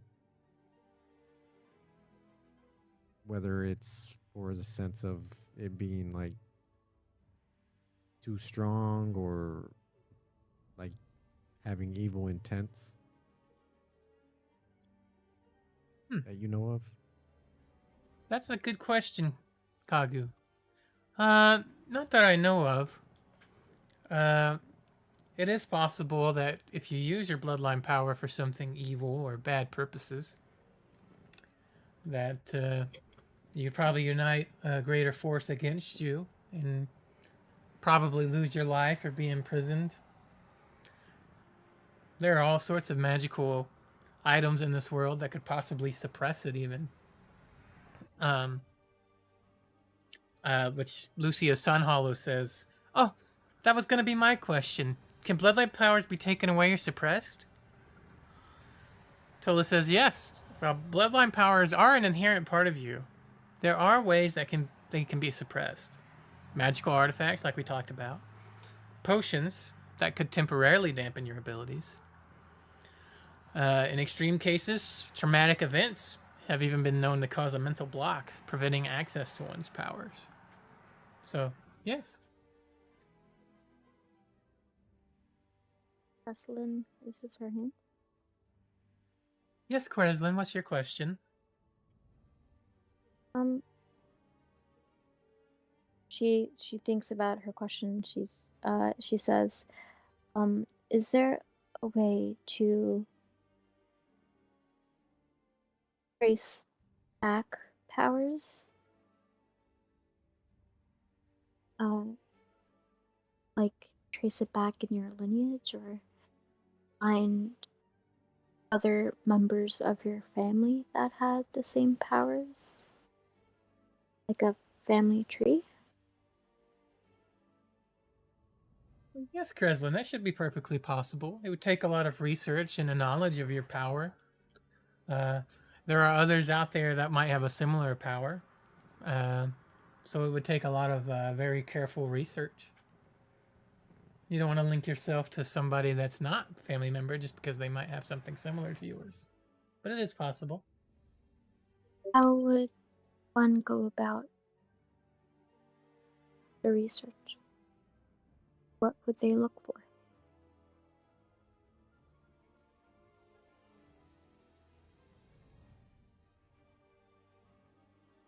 All right, 1 second.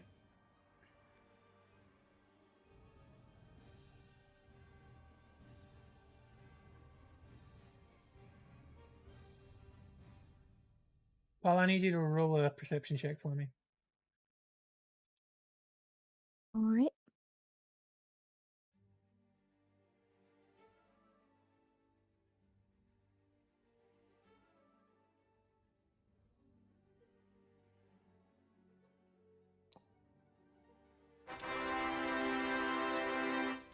Oh, wow. Well, that just happened. A natural 20 for 23. All right.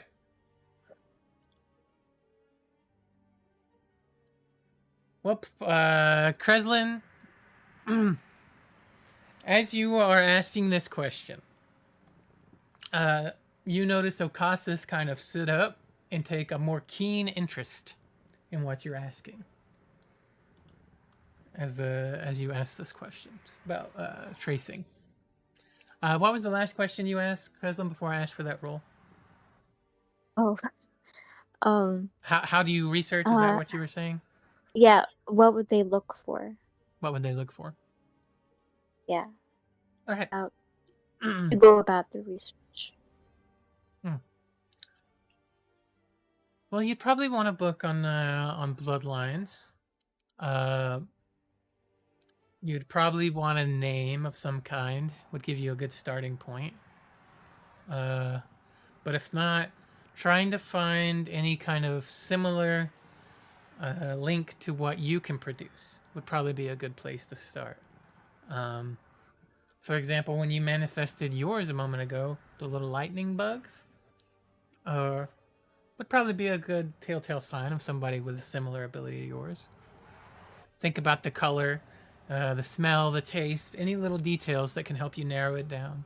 And this work on a process of elimination. The more details you get about your power, the more you can eliminate others that have a similar power.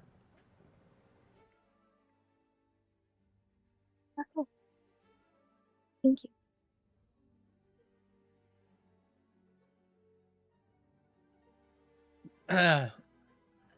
You see somebody from House Shadowbrand raise their hand, and you don't quite catch who it is, but they say, "Is it true that some powers are considered evil or dark?" And Tola says, "There are no inherently evil powers. The morality lies in how they are used. Powers that manipulate shadows or deal with death, for instance, can be used for great good in the right hands."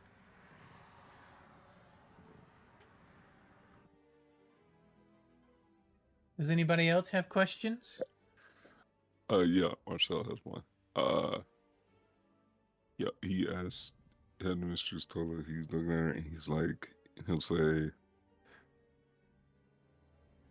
so have there ever been any specific instances of most bloodline abilities follow a pattern of variations, but usually along the similar course of the whatever the original power was, or whatever, depending on which history you preside to. Has there ever been, to your knowledge, a time where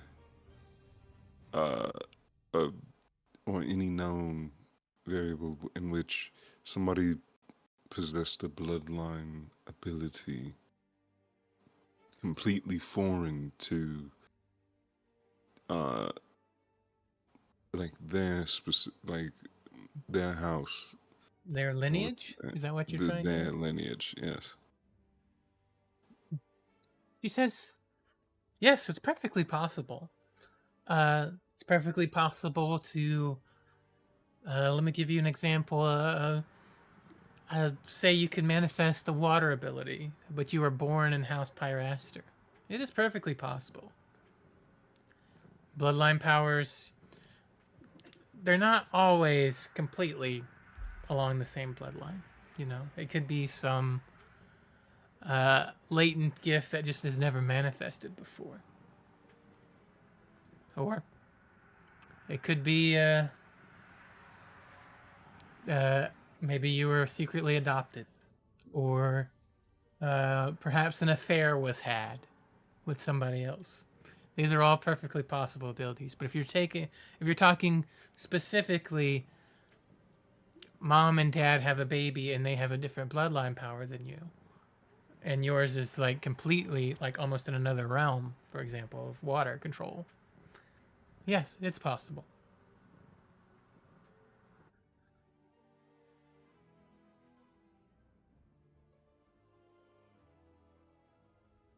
Okay. Interesting.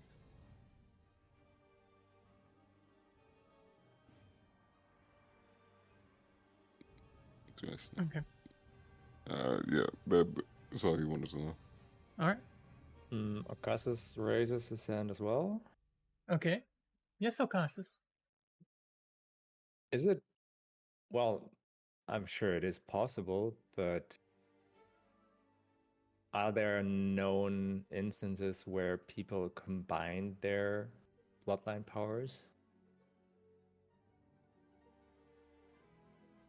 You mean, in what way do you mean, Ocassus? Do you mean like through reading or through the use of their abilities to create? Just through their use. Through their use. So like fire, water equals steam. Yes, yes. Yes. To create something, well, unique. To create something unique. Yes, Well, it is well, not perfectly create, but- possible. I see what you're saying. Yes. As you know, in this land, you know, we have multiple kingdoms, multiple houses. We've had multiple wars and multiple alliances, and yeah, there are examples of you know, House Pyraster and people from the Onyx Coast, for example, fighting together on the battlefield and combining their powers to create a hissing, boiling steam to wash over their enemies. Right? Probably only the most powerful people in the kingdoms could do such a thing, because it would take a supreme amount of control of your abilities to do so over a large range. But yeah, somebody that can control light could create shadows for somebody that uses shadows, right? To use in the right circumstances to use their abilities would be a way to combine that. Okay.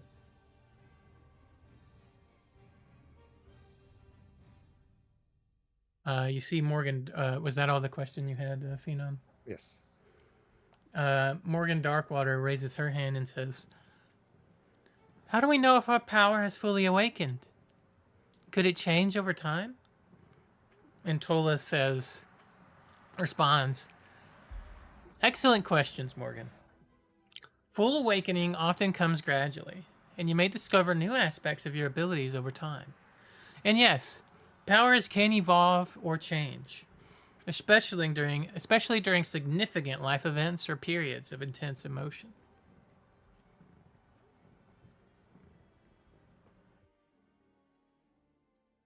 All right. Any final questions before we move on?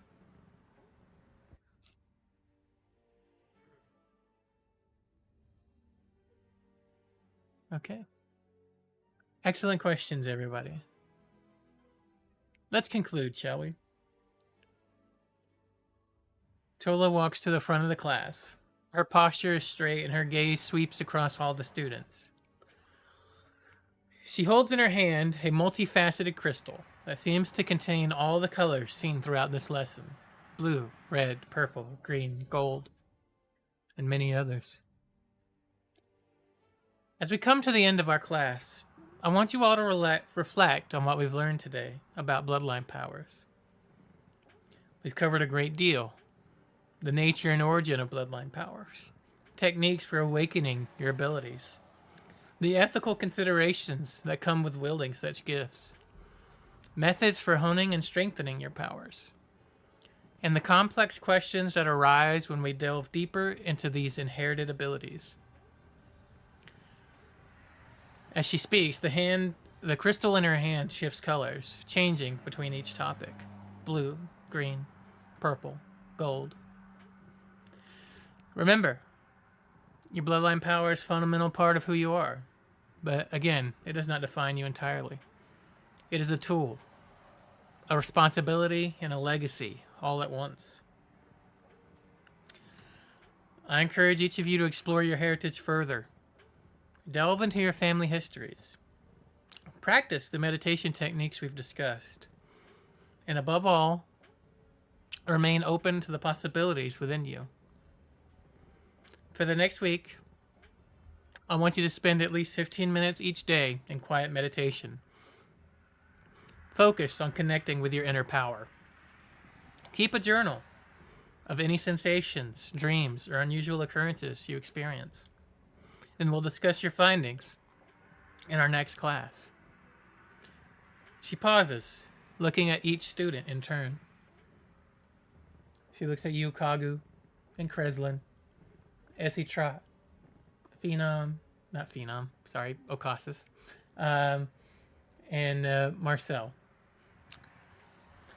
And she says, remember, awakening and mastering your bloodline power is a journey. Some of you may experience dramatic manifestations, while others might only feel subtle shifts. Both are equally valid and important steps on your path. Tola dissolves the crystal in her hand, and its light washes over the room, changing it into different colors.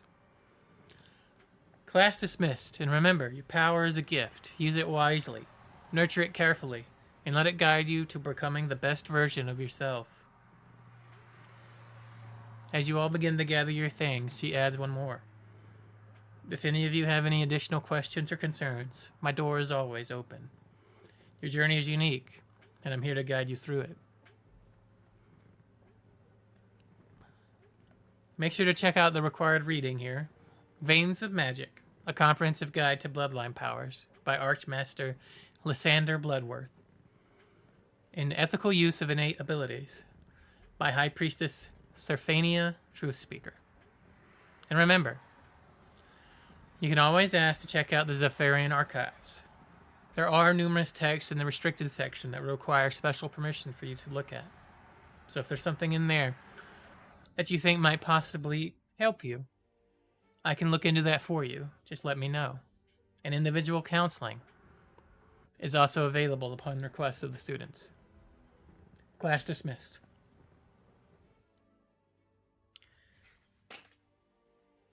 Everybody kind of breaks up, and Tola leaves the classroom.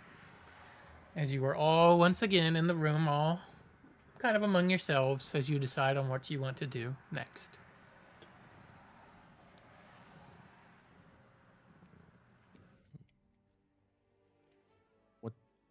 Around what time is it? It's pretty late in the day, probably after dark, really, to be honest with you. No more classes, and you have free period for the next 2 days to do whatever you want. So,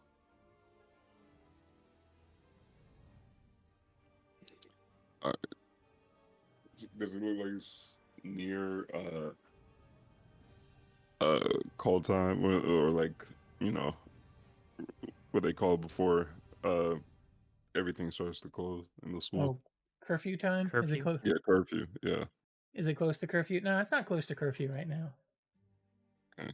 You probably have some time. You have time to do whatever you want right now for a little bit. Basically, you guys are in the driver's seat right now. So whatever you want to do, let me know and we can go do it. Kreslin is going to announce that she's gonna go to the library because she wants to do some study. Yep. Okasa would First. agree with that and also go there. She's gonna collect her books and start heading out. Kagu asks Essie if he wants to return to the pillar that we saw those marks in, so I could try something out. I had no other plans. Sure. Okay. Do you remember how to get there?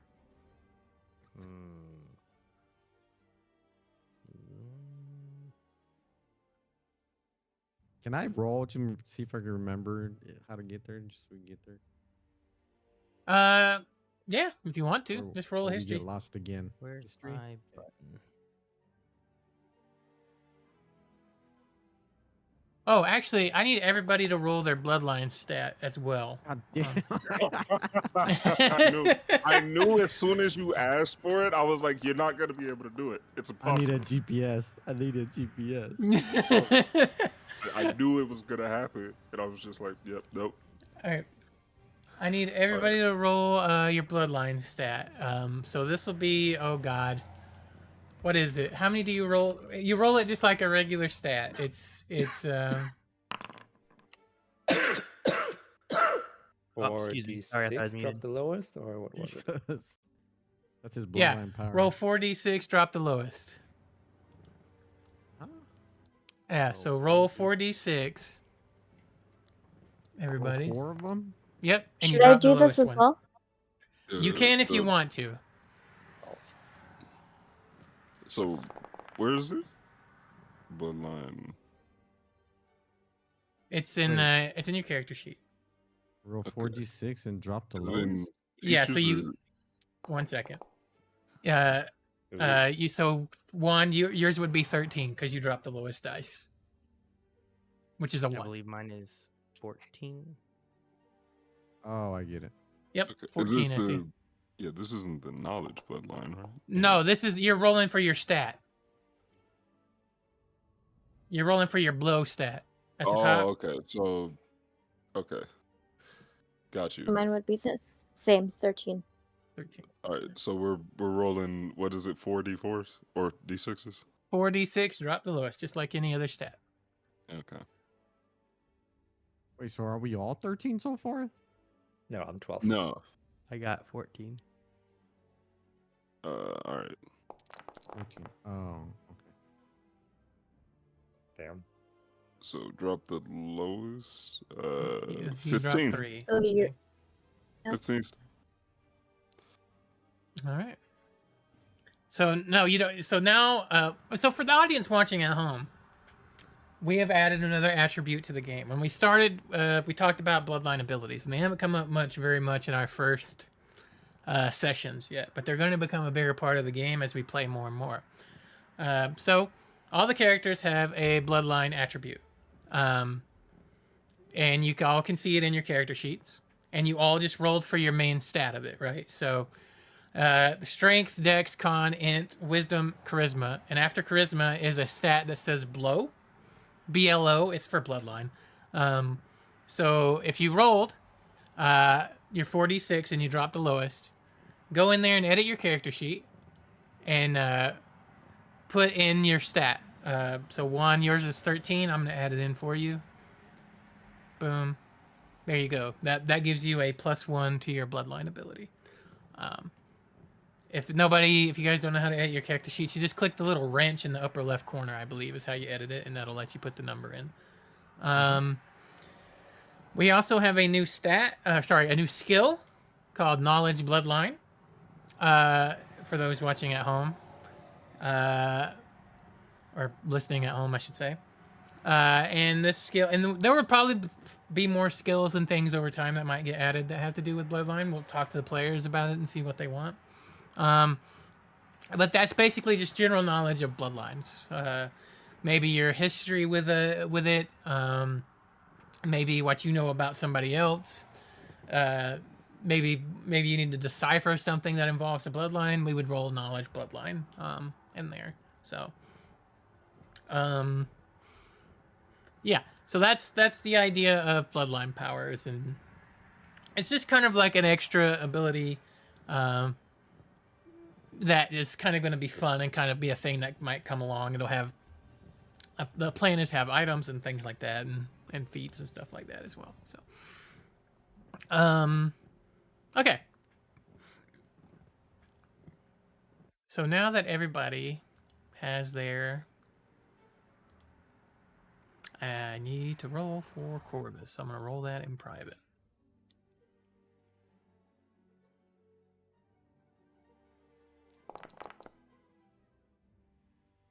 Yeesh.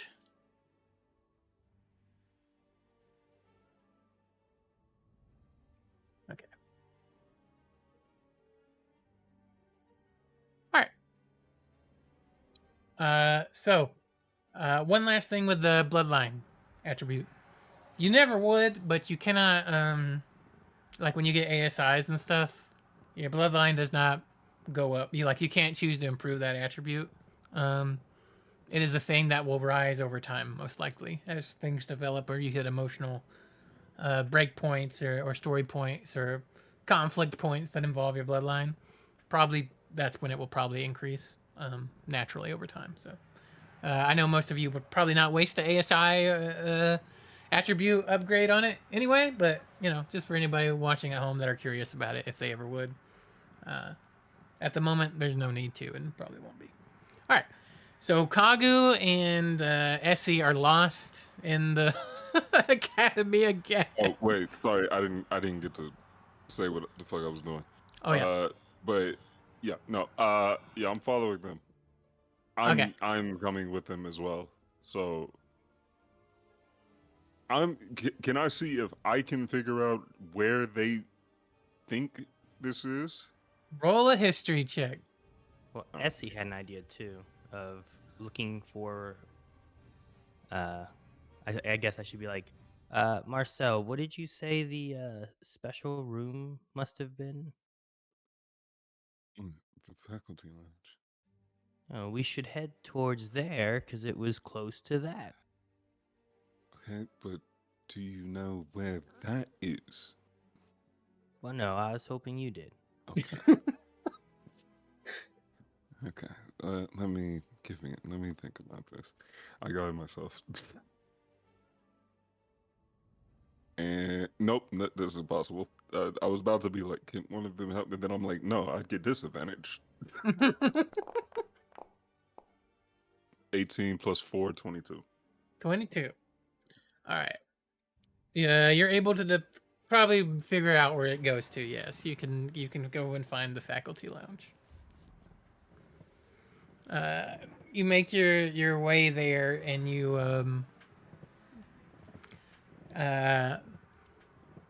the door to the actual room is closed, but you can hear muffled voices as somebody is having a conversation on the other side. So wait, did This he is take it. us? Yeah, I took us. he's I led you found there. it. Yeah, the place I never Ooh. went to. Someone's To the already secret in the room? special room. They're in there.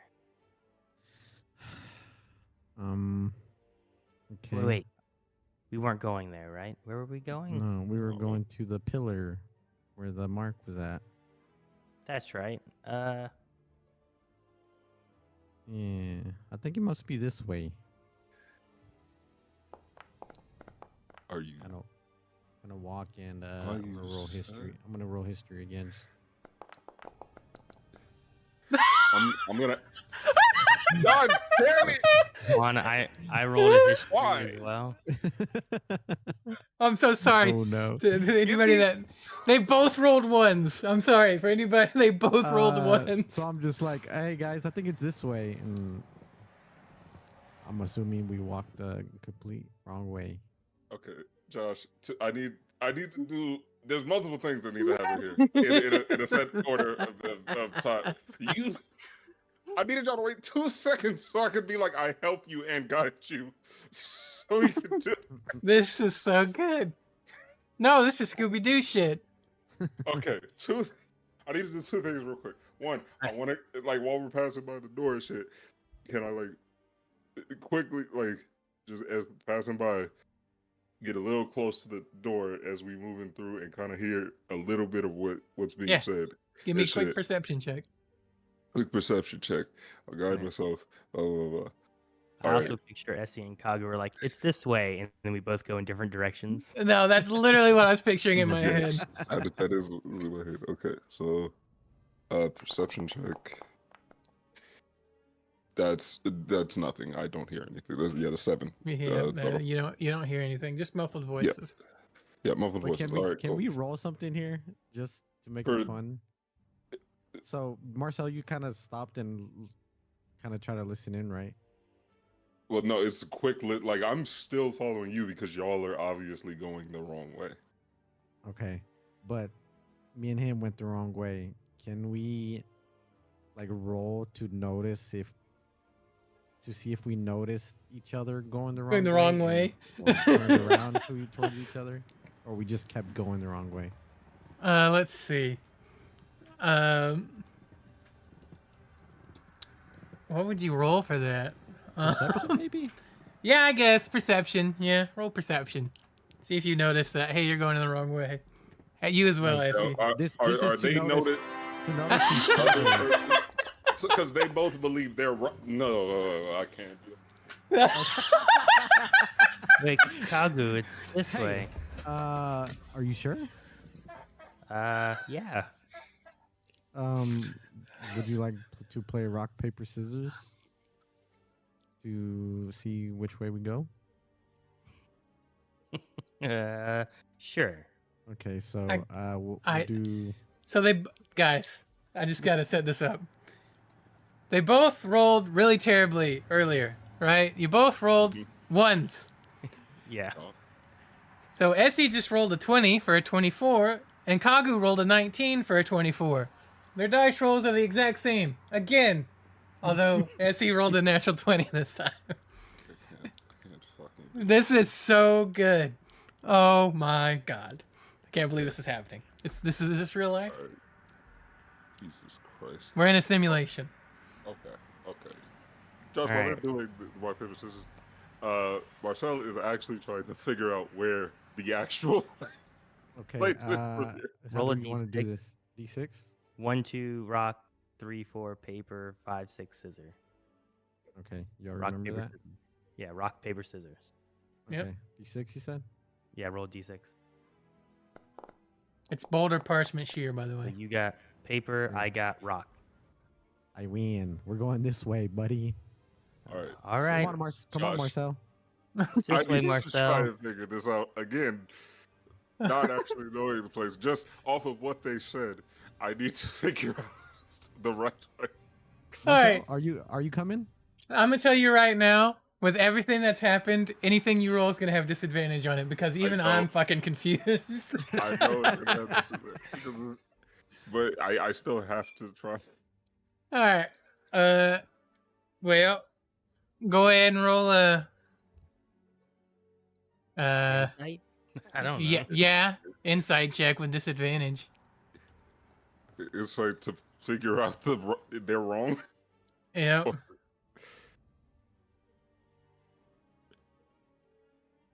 All right. Insight disadvantage. I'll guide myself. This I unguide him. This will go perfectly. You don't need to undo anything because I'm already fucked. I'm not. I've said this 1,000 times. I'm not good at this skill. Bro, I Like- can't believe this happened. This is too good.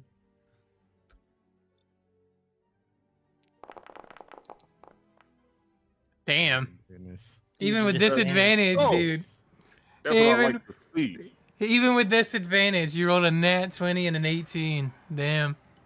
All right, so plus 18 or wait, yeah, 18 plus 1, so 19 plus 2, 21 total. So you realize that they're going in the complete wrong direction, Marcel. Like from the description they gave you, they're just headed kind of toward the dining hall for some reason.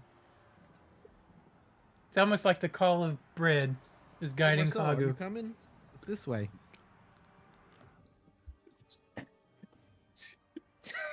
Marcel. Y'all turn back around, look at him, and you see him like both hands is like over his eye, and he's like rubbing him like the temples of his forehead, and he's like, okay. Are you okay, Marcel? Sorry, yes, I'm fine. We can, we can get some food from the special room. No, we're good. But unfortunately, I am with 100% certainty sure that is not the correct direction to be heading to, based on the description you're giving, because that's the way to the Great Hall. That'll lead you closer to where the Great Hall is, which was very much away from where you would have found last March. So most likely it's also, Josh, do I need to make a roll to see to know where the right direction is? Like, What made you believe that this way is the Great Hall? He points at a sign that says Great Hall.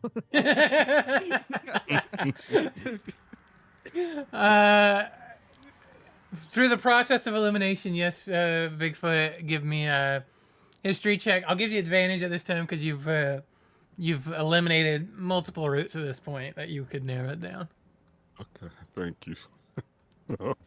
All right, guide myself. Cool. Yeah,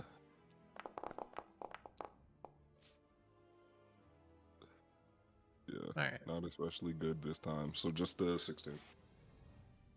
16? Yeah, you figure out the correct direction. You're like, Olympus would be that way, guys. Yeah. You do the Hades bit. I do the fucking 80s bit. From the way what you described, the direction we've been moving in, how everything's going, I think this is probably the correct path for us to take to find the area.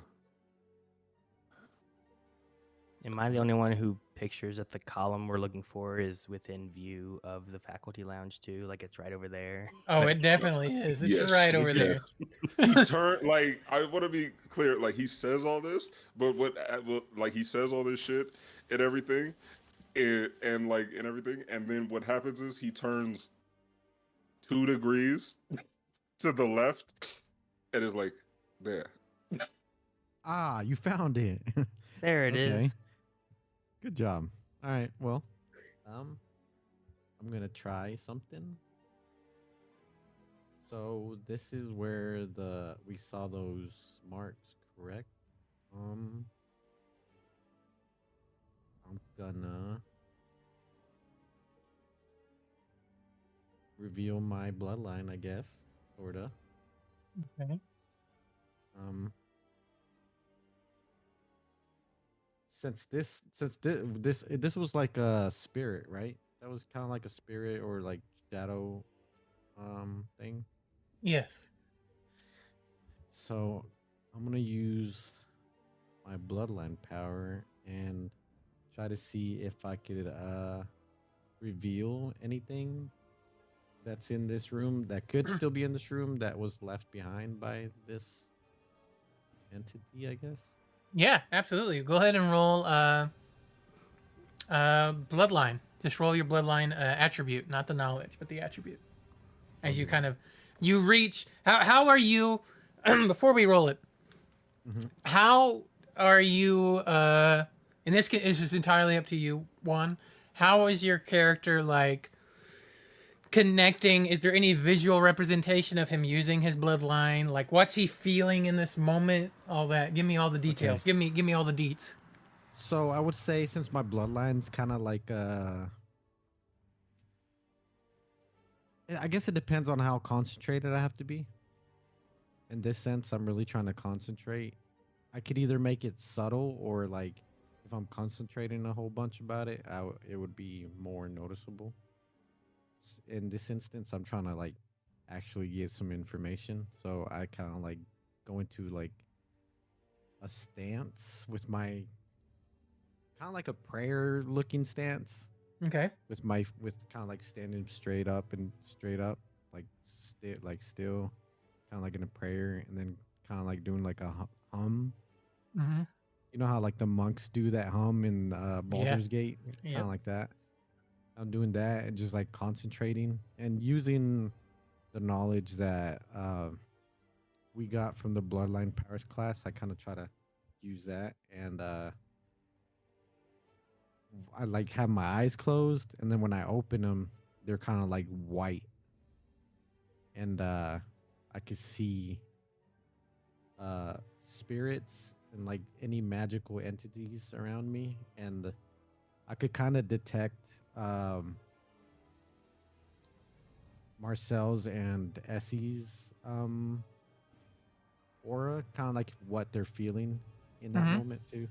Yeah. So, but initially what I'm trying to see is if I see any like of the marks still or any remains of this creature. Oh, absolutely. Roll with advantage. You gave me so many details there I love. So roll with advantage. That was beautiful. That was beautiful. Bloodline. Also, I guide him. Yeah, you got guidance as well. I'll take the guidance. I hold on to Marcel's hand. We don't need to do it. I mean, if you want to, but we don't need to. No, well, I just assumed while I'm in my stance, you kind of just I put just your have to hand touch over you. my shoulder. Yeah. Yeah, I just have to Okay. tap you on the shoulder. Ability Yeah. check with advantage. Also, Josh, I'll do a divine sense in the area 17. as well. Okay. Well, go ahead and roll the additional for the guidance. Yeah, I as got well. it. I got you. 18 Listen, total. You too. I really love it. All right. I was hoping you were gonna do the fucking TN tri-beam thing, fucking stance where he's got the fucking palms out. You know, I think it's tri-beam yeah. or what it's called. I can't remember what it's called. Yeah, I think it's tri-beam. tri-beam. Yeah, that's what I was kind of saying, like kind of like in a prayer looking. stance, but Yeah. I didn't know how to explain it. No, I got you. Would you? And this is up to you, Juan. Would you like me to tell everybody what your bloodline power is and does, since you've kind of revealed it here? Yeah, that's fine. All right. So Juan's bloodline, or sorry, Kagu's bloodline, is called Inner Sight. He can see the truth within the spiritual realm beyond the physical. There's multiple ways to use this, but we obviously know what he's looking for here. And I'll keep what some of the other things that his power can do secret. But for now, you can see into the realm, spirit realm, basically, is what you're using it right now. And it.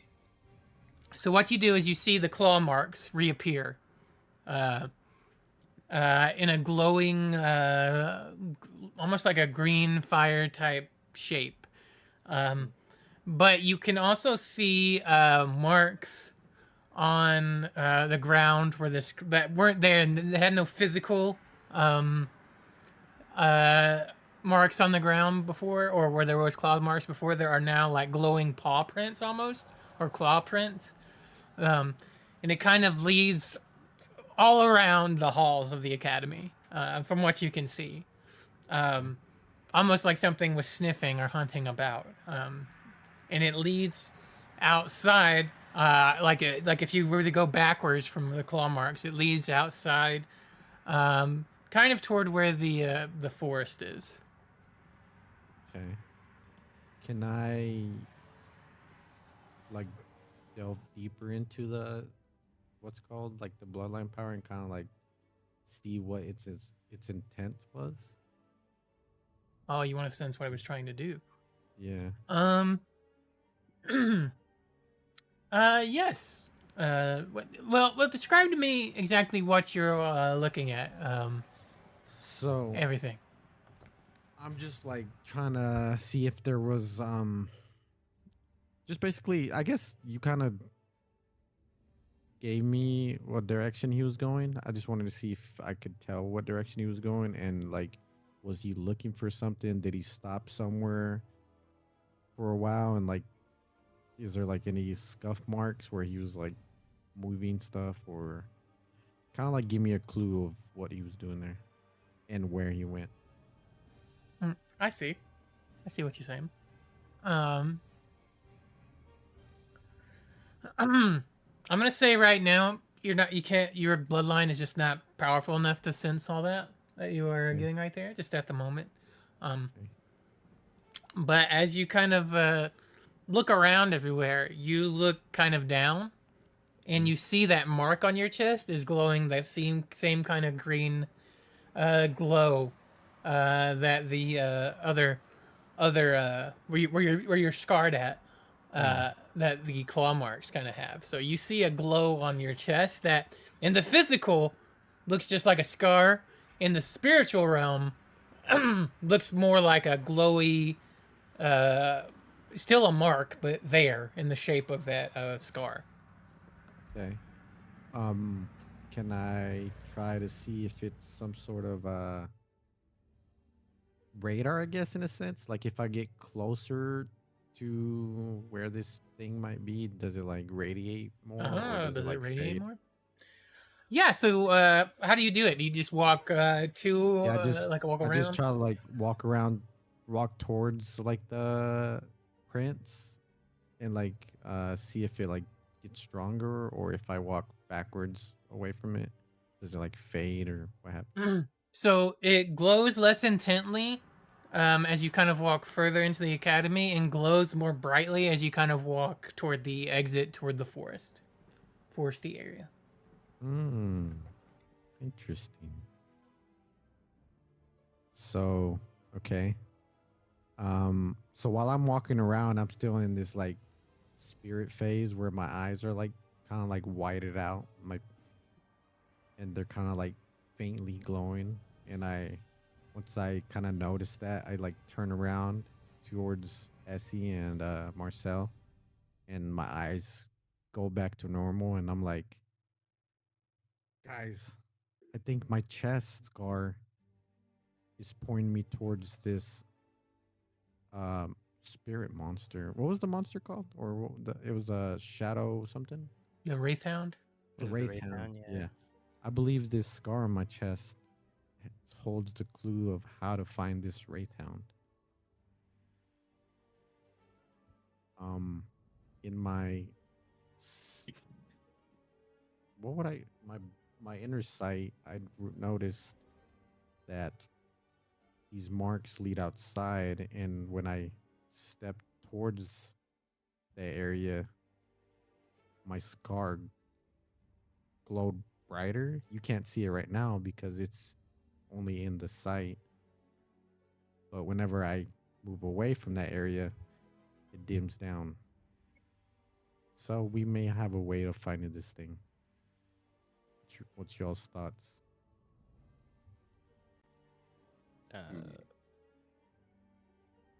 Let's That's go find it. wait. I mean, that's good. Good finds, Carter. But I would interject that the the other side of the proverbial coin here is that is it that you're tracking it or that you were marked by this creature and it gets brighter in the sense of it's tracking you. You said it dims as you the farther into the school you are, correct? Yes. Right, which means that the farther out in or the closer into the forest we get, the more likely it knows where you are and that you are that it's I think you're not wrong. I think it is a way for us to track the creatures and everything, but it's not in a sense of it doesn't know that you're coming. That I'm It's tracking you actively, mm, and it knows like you have to think about it from under the impression, I think, that that's the case in order to be able to have an advantage against it whenever we do go out to try and find it. Everything. But good work, Kagu, finding all of this. I see what you're saying, and it makes complete sense. But hear me out. Okay. I am listening. Are you Yes. listening? Yes, All right. yes I am. Essie, open your ears. Hmm? Can we let it find us so we could whoop its ass? Yeah. Huh? I See? That's two out of I three. I We're going into the forest. hear I don't think that's the correct path at this exact moment. Here, here's what I'm saying to you, Karu. I am saying that we should do that, yes. But once we have the proper amount of preparation and knowledge to where we know that when it shows up, we'll be properly prepared for the situation at that time and ready to fuck it all the way up. To Hmm. be clear. But can't you just do your glowy eye thing and touch my shoulder and I just hit him? Yes, but will that work? Will it have an entire group surrounding with it and everything? Is there going to be other peak groups working with it? We don't. What's in the forest that isn't this creature that would assault us? At the same time, none of these questions we have an answer to at this exact moment in this time Hmm. and everything. These are the variables that could cause, I don't know, injury, death, anything to any one of us if we charge in at this exact moment. Even in the dream world, where, and also once again, Marcel being hush hush when he's saying all of this. He's being very quiet. This is like whispers. He's saying this to y'all, and right. Okay. Just to be clear, because we're in the middle of a big ass corridor hallway and shit. So like, he's like, kind of like, got a hand over his mouth saying this and whispering this to y'all. And he's like, so in the dream world, remember, how the reason you have that mark is because you were. Don't you say it.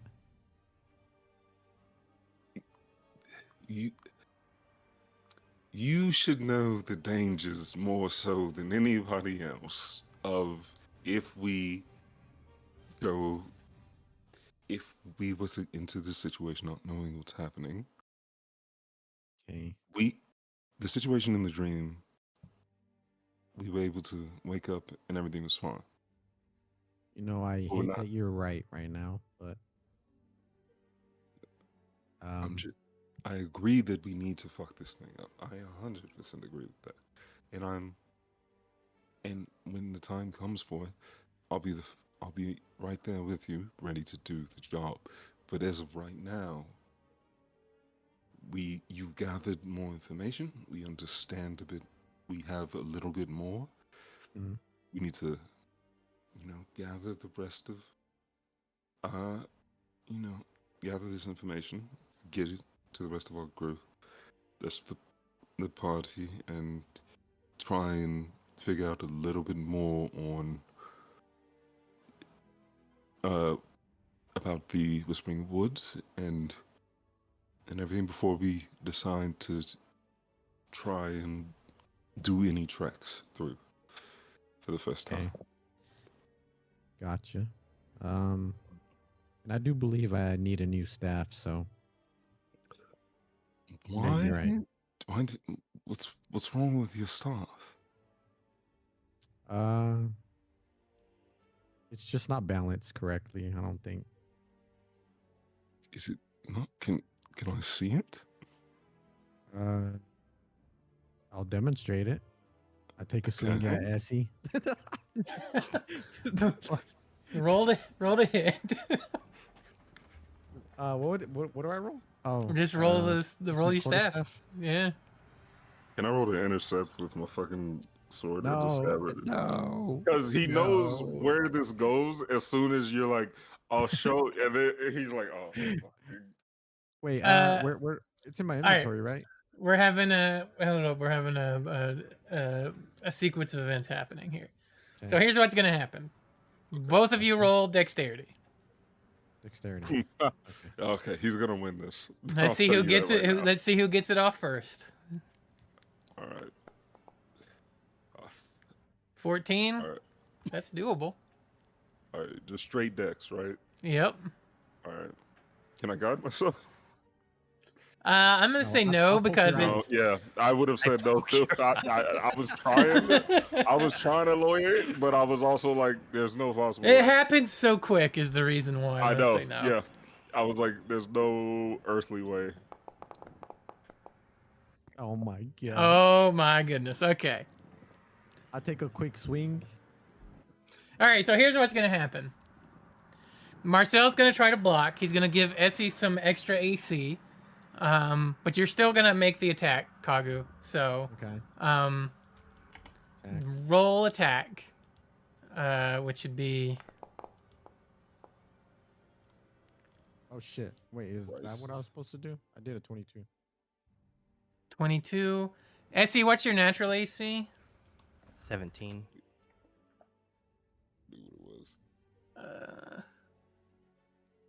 with cover. What's full cover? I don't consider what you're doing full cover though. I consider it half cover.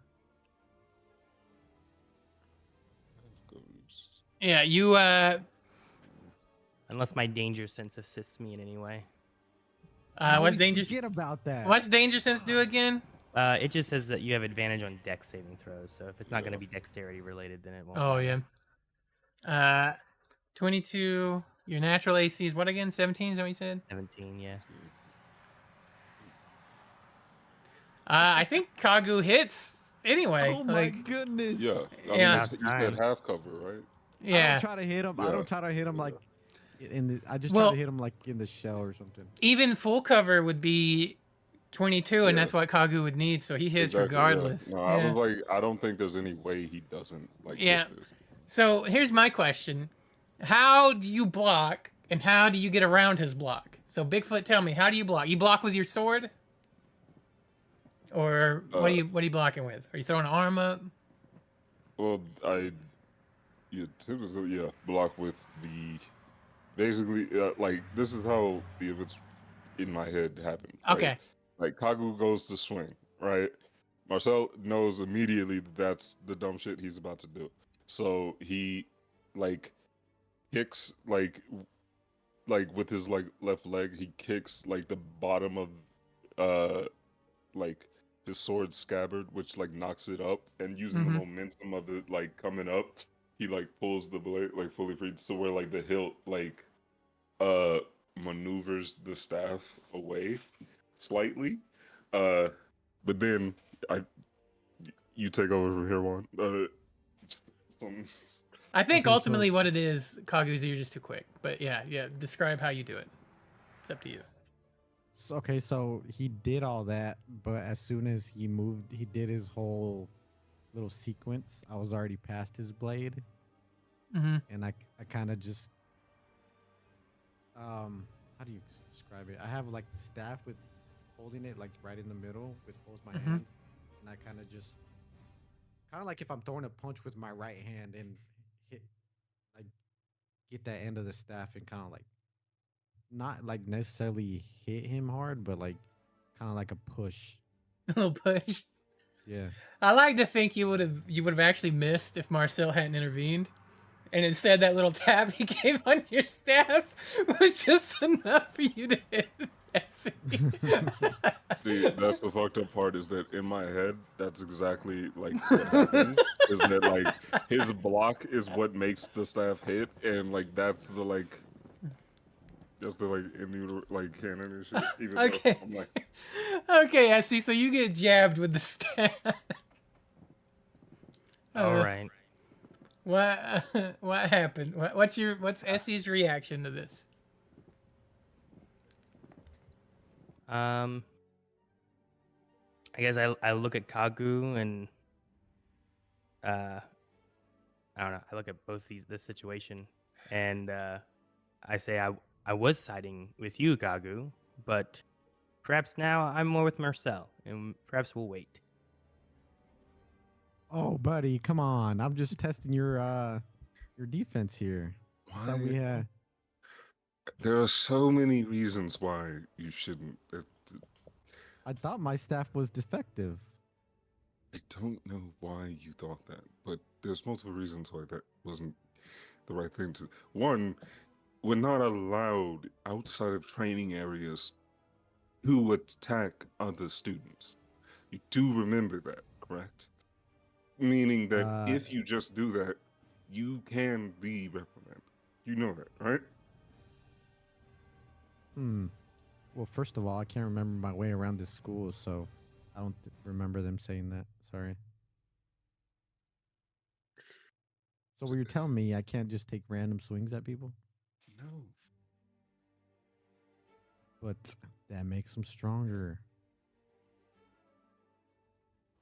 Don't think. Also, did he do damage? No, it With was that- more like a.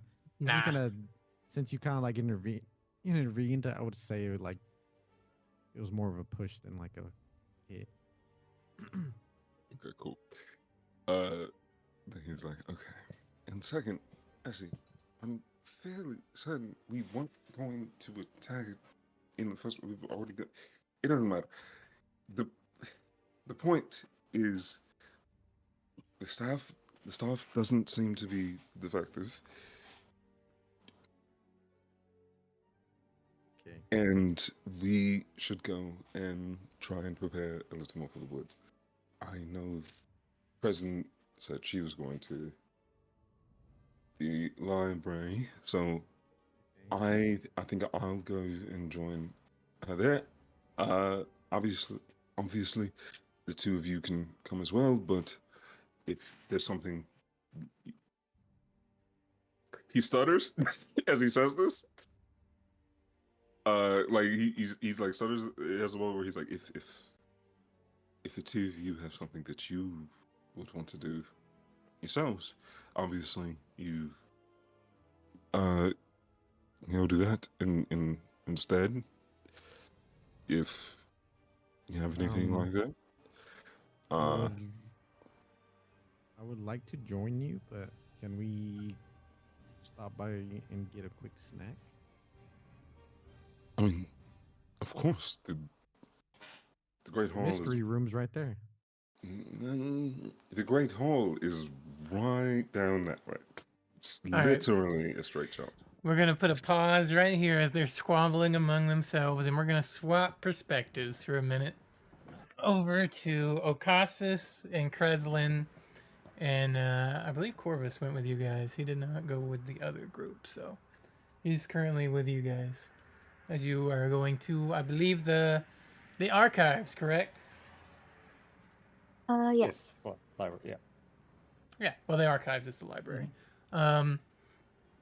Okay. So you're walking down the hall. Does anything happen while you're on your way? Are you all together? Like, is it a group? Or are you kind of, like, separated a little bit? I mean, I would imagine we walk together As there. a group. 'Cause Okay. Yeah. All right. Okay. So, all right. So you go to the library.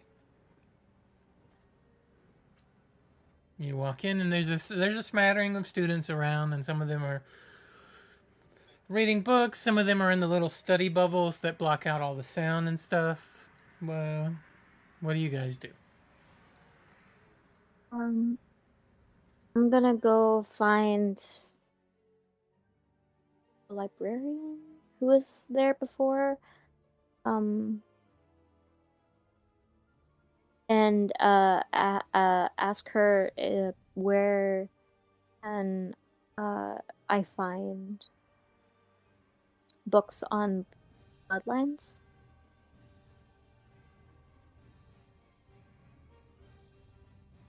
Yes. Oh goodness. Oh, what did I name this lady? Where did I put my notes for her name? Oh goodness. She had a name. Yes, you did. You go ahead. Give me a second. I'll find it. I'm looking through my notes. I'm like, oh god, I remember. Where did I put it? I did ask her, so I wouldn't know.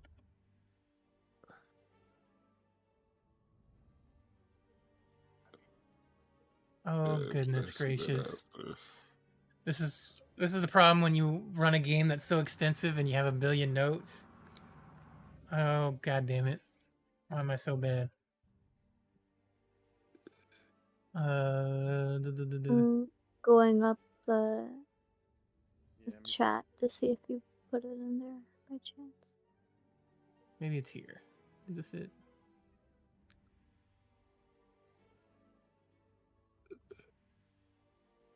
Oh god damn it. It's one of these. Prudence! Was it Prudence? Yeah. Yeah, I think it's Prudence, right? Yes. Okay. I remember. I found it. I think this is it. I need to put that in a better spot. All right, so yes, you find librarian Prudence. Real quick. Sorry. Are you in the library? No, I'm not. But no, I'm not saying. I'm just asking a question. Oh, okay, yeah, go ahead. Because Because I remember last time, I may be wrong, but the person that y'all talked to in the library wasn't the actual librarian. Correct. She's what I don't remember exactly what I said, but she's kind of like a more of a caretaker type person. I think is what it Yeah. was. Okay, sorry for interrupting. No, you're good, brother. I thought you meant for your character. My bad.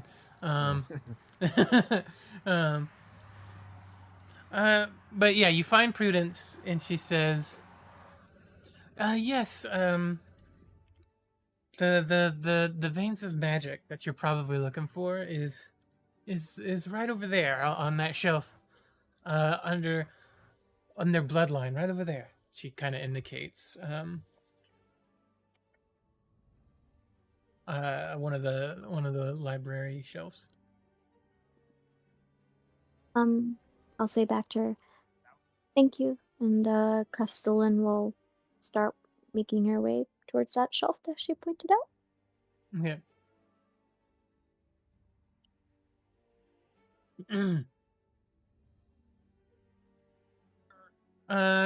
Corvus is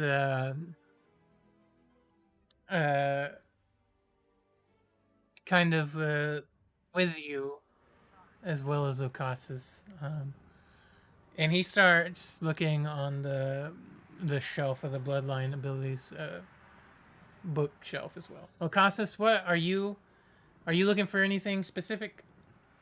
Well, Or are you just gonna get the veins of magic there's only one copy of each book, I would assume. For the basic books, there's probably multiple copies. So Well, I would then imagine. I'll probably look what Crystalline picks up there and read it as well. Okay.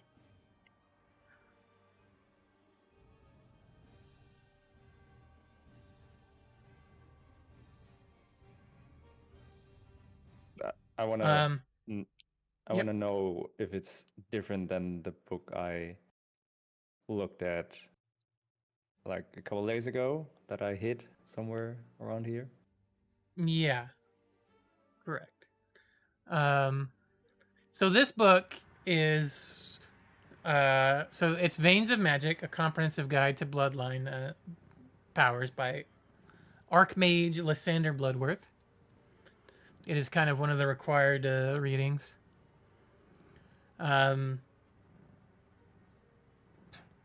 It basically covers like detailed explanation of known bloodlines.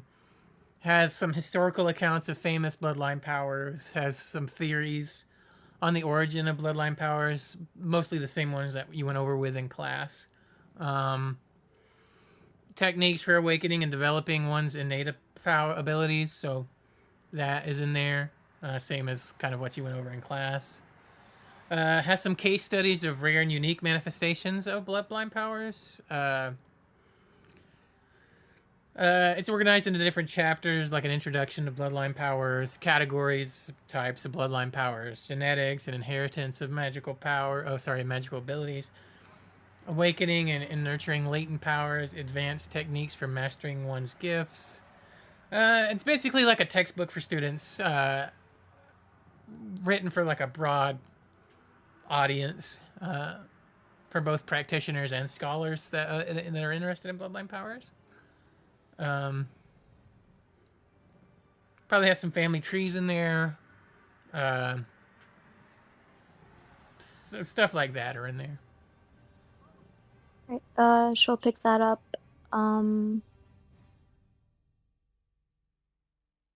Is there a bloodline? Is there a book about like strictly family lineage? Like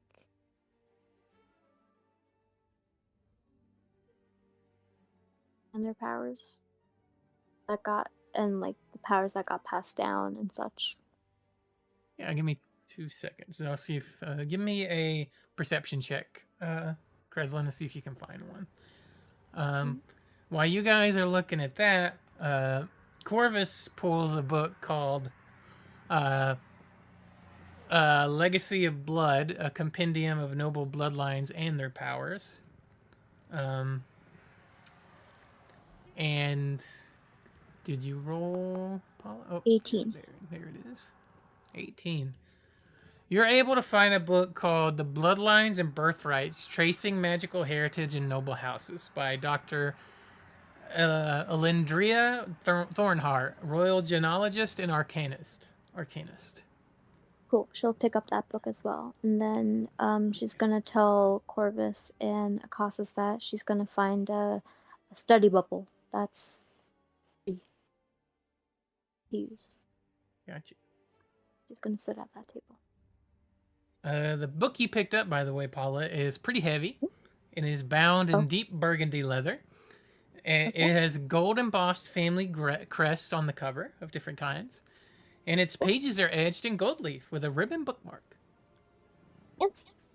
Fancy. Yeah. So, Corvus looks over at you, Okasis, and says, "Shall we?" Kind of pointing toward the bubble that Kreslin went to. Yeah, sure. I'll just, pick the book up, go in there, and I want to kind of skim through it and see if I would get any information out of this that I want. I know what you're looking for. And and if I have the feeling that the other book would be more useful in that, then I would probably say something like, I'll look for something else and then try to go back to the place where I hid it. Yeah. So I'll tell you right now, the book that you have right now would not have what you're looking for in it. All right, then I'll do what I just said. All right. So you go back to try to find the other book. Yes. All right.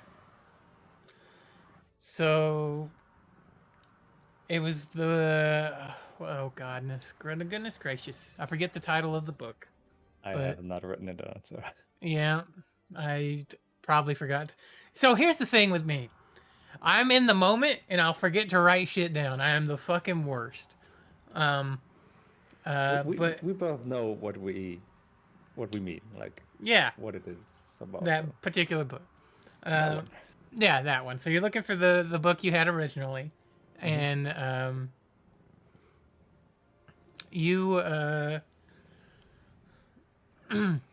it's been a minute since we played that. You hid it in one of the sections, and what was it? You disguised it as another book or something? Is that what it was? I just basically put an alarm spell around it, so I would notice correct. if somebody else would pick it up, then I would have come there and try to see who did it and where they put it. Correct, Yeah, and the it's still there. alarm never went off, I don't believe. All right. Okay. So you go to where that book was located at. And you cannot find it. Okasis. Okay, It then is not there. I would just probably try to find it. Just look around and see at the spot where I first found it, if it's there again, even though it wasn't supposed to be there, or if I have any clues of where it could be now, like any section that would, like last time you said it would probably be in some kind of restriction area. Well, not everything would be for the public. Correct. So you search around for a bit. Yes. And I'm not going to make you roll just because it's not there to find. Anywhere you would look is just not there. You could surmise that it's probably been returned to the restricted section. All right. Well, yeah, then I'll probably give up for now and return to the others and just see what they are looking at and skim a bit through those books as well. I've got you. All right. Kreslin, what are you looking for in your book? I'm just gonna peruse like the first book. I'm gonna go down like if there's like a table of contents and just like skip skip the beginning, like the things that we already learned in class, and just kind of go into the powers and whatnot. I got you. So basically, See historical if accounts of famous bloodline power users. Is that what you're looking for? yeah, I'm just gonna skim through them, see if anything catches her eye, and if not, then she'll go on to reading the second book. Okay, I'll give you some examples here.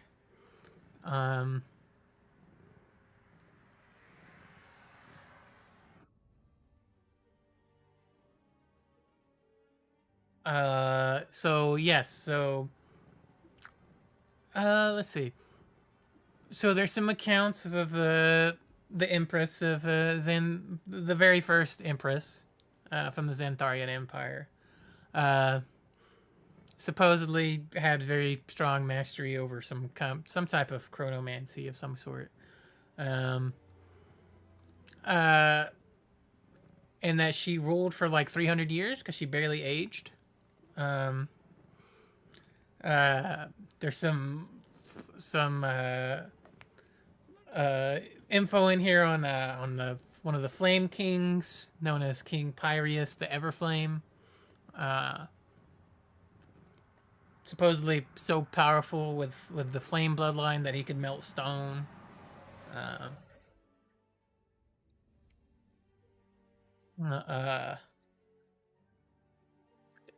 Some metal manipulators. You get down to one of the rulers from the High Order of the Golden Sun, and like it's said that his powers were said to rival the sun itself. That he ended an age of darkness by almost like creating almost a second sun over his area of the world for many days. Seemed to have a divine connection to the light, supposedly. And stuff like that. There's some accounts of that in this book. Basic stuff. So that's what's in that first book. Yeah. Right, she's going to close that one and then open the second one. The And just kind Bloodlines of go and down Birthrights one? That one? Yes. All right. And go down the table of contents. Yep. Skimming down the table of contents. And she'll go to a page that seems intriguing to her. Okay. So the table of contents are Introduction to Magical Genealogy, the importance of lineage and magical potential, major noble houses, histories, and bloodline traits, tracing your magical roots, methods, and practices, bloodline dilution and magical atavism,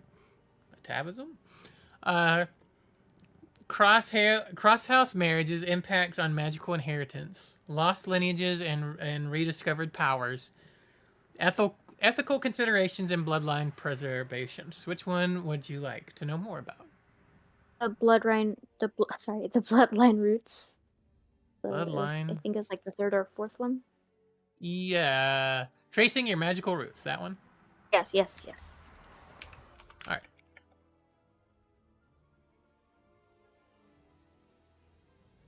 Oh, 1 second. What is happening right now?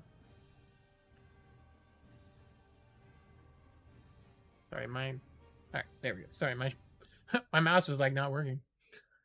All right, so this chapter focuses on practical techniques for individuals to uncover and understand their magical lineage. It combines traditional genealogical research with magical methods that would work in this world. So it goes into sections about like using ancestral scrying to see glimpses of ancestors, like using enchanted mirrors or pools. Certain techniques on focusing on specific like magical traits or time periods. Has like a list of warnings about potential temporal disturbances. The next section has very like it's very vague on something called blood magic rituals. That it's only not a lot of details on it, but it's only in the book just because it is a potential way to track things down. But it's incredibly like regulated or for ethical use only. So you can't glean a lot from it because you wouldn't know much about it. Hereditary spell affinity, so like test to determine natural aptitudes for certain spell types. How they can hint at kind of ancestral magical specialties. Case studies of rediscovered bloodline powers through like a affinity testing. As well as like archival research techniques, deciphering like family grimoire, spell books, tips for kind of magically unveiling hidden or encrypted family records, stuff like that. How to trace a family's magical history through inherited items. There's a section on that. It has certain techniques about awakening dormant magical objects. Also has a cautionary tales of cursed family heirlooms as well. Has a section on divination and prophecy. So like astrology, tarot cards, other ways to use divination to explore your family history. Things that might be family signs or omens, stuff like that. And just kind of, it goes on and on and on about kind of that stuff. There's a section on decoding magical symbolism in family emblems, blah. So yeah. There's a whole lot in here, Kreslin, about tracking down what you're looking for. I feel like none of that feels helpful.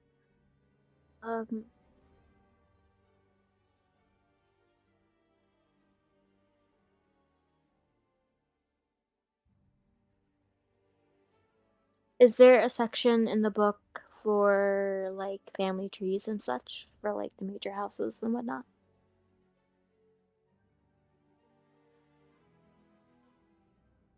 So there is a section. Let me see here.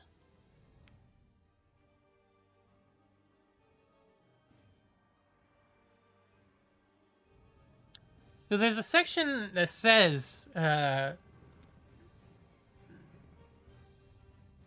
it's called pruning the family tree, but it doesn't have like a list of like family trees. It's more like a section on how society treats non-magical people or bloodline powered people in bloodline families, and has like a list of theories on why some children don't inherit family powers, but it doesn't have like a family tree in it. No. There would be like, not in this book, but in the world there would exist like probably books of family trees or lineages, but you would need to know specifically what you're looking for, like the families. Like there's probably a book about the family tree of the Xantharian emperors and empresses, you know, for example. Is there anything in regarding her bloodline power, or is there like anything in regards to that, or would she have to go back to see something or a more detailed book? Well, you know what? This sounds like a bloodline knowledge roll. That's what that sounds like to me. All right. So let's say you're skimming through the book to see if you can find something specifically about your bloodline power. Yes. So give me a knowledge bloodline roll, please. The very first of this new skill in the game.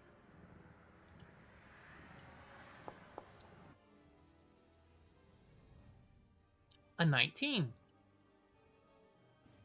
Not bad. 19. All right. So let me get you some details here.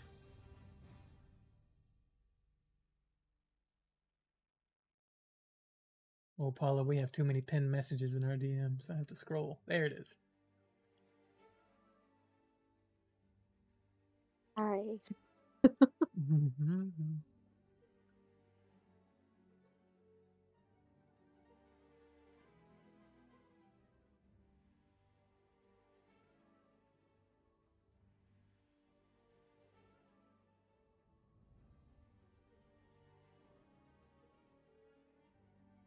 So you're looking, are you specific? You're looking for like probably a link to your little firebugs, right? Because that's what you know so far. Yes. Okay.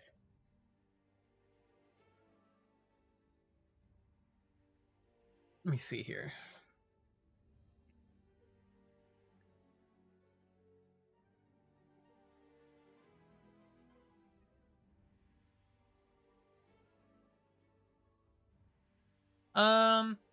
So what you find in the book is a mention of like kind of like a oh, this is gonna be a bad word. Like a luminary swarm would be the word, which kind of has some mention of some sort of bloodline power from the High Order of the Golden Sun, which is kind of known for those type of like luminary type abilities that involve like light. Okay. It's under like a section on rare manifestations of common bloodlines. In this particular section, it's more about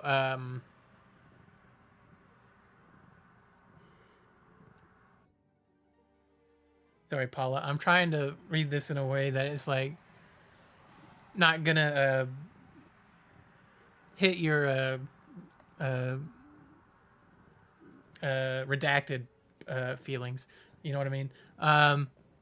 The idea is that there was a user that could call forth a bunch of these glowing fire things and bugs, I guess, and kind of use them for different things. Okay. Sorry, trying to be a little vague. Is there a call to who this person was? Yeah, it was a member of a minor house called Lucerna about 300 years ago. In the book, it says that Lucerna had used her fireflies to guide lost travelers through treacherous mountains at night. So, yeah, you get like a first name, Lucerna, in a time period probably about 300 years ago in there.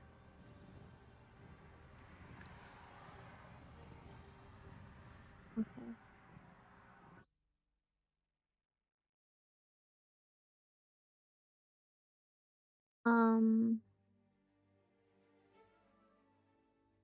With that information, I think she's gonna like somehow bookmark this page, this chapter.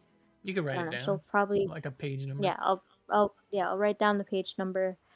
And with this in mind, the minor house name.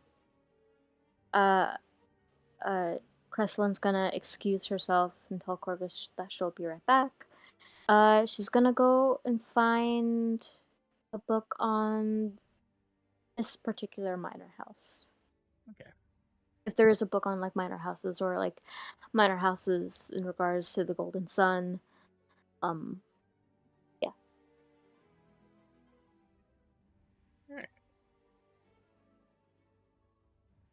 All right. While you're doing that, What are you doing, Okasis, right now? Any more research? I mean, I'll probably won't find anything Okay. to my my things. So,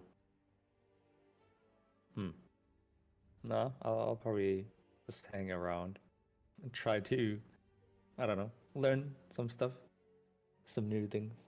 Alright. That might be useful. While Kreslin is looking for this new book, Corvus looks over at you, Okasis, and he says, "Have you ever known anybody with 2 bloodline abilities, Okasis?" I don't know. Would I? Should I roll? For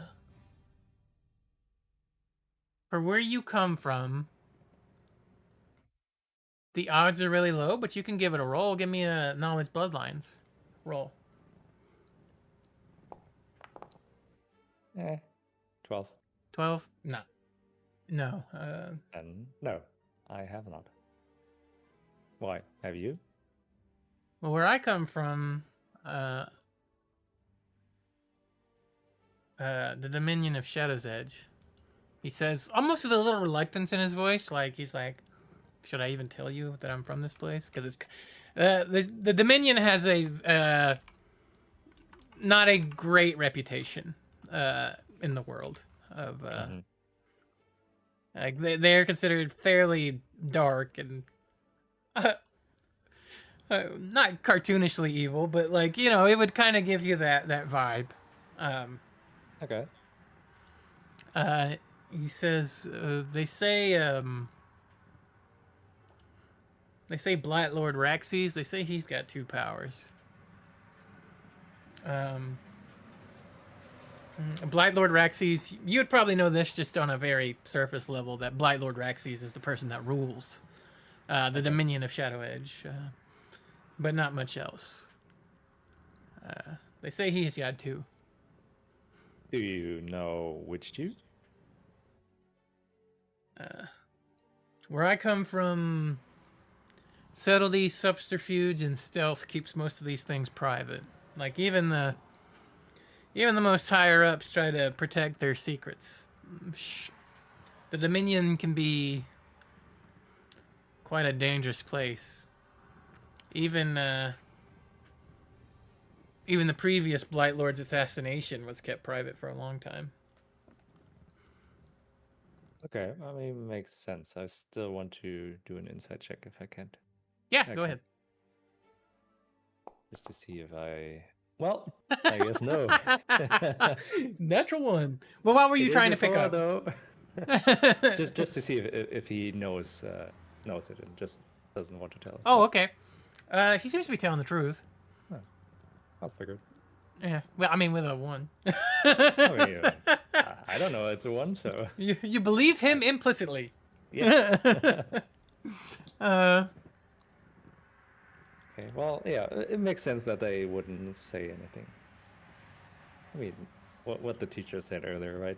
Like sometimes you just don't want to give away your power, especially if you have 2, and maybe want to surprise people or your enemy on how to combine them, if that's possible. Yeah.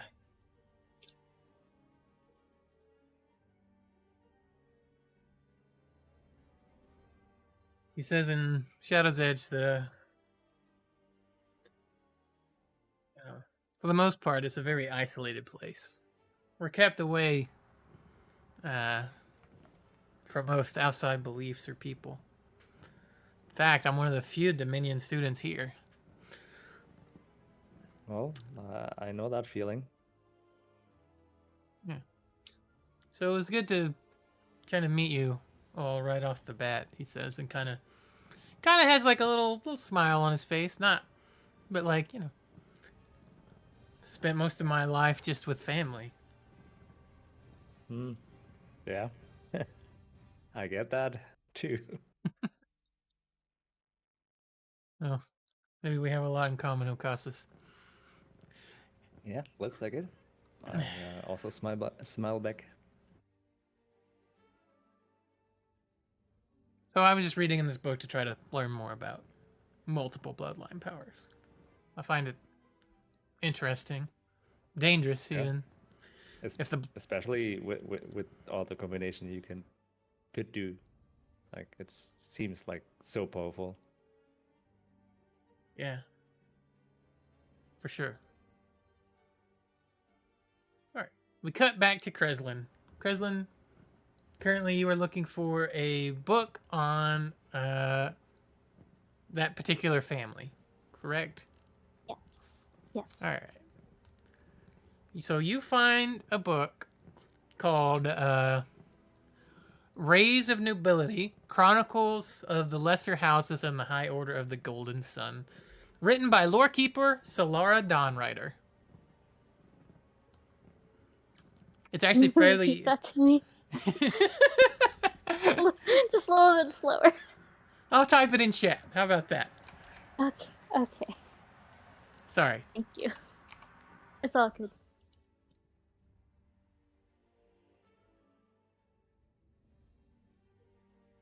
There you go. It was actually fairly easy to find. It is a medium-sized book. It is bound in white leather with gold leaf edges. The cover has a embossed sun symbol surrounded by smaller, intricate house crests. She's gonna just flip through the pages while she's standing there. She picked up the book. Okay.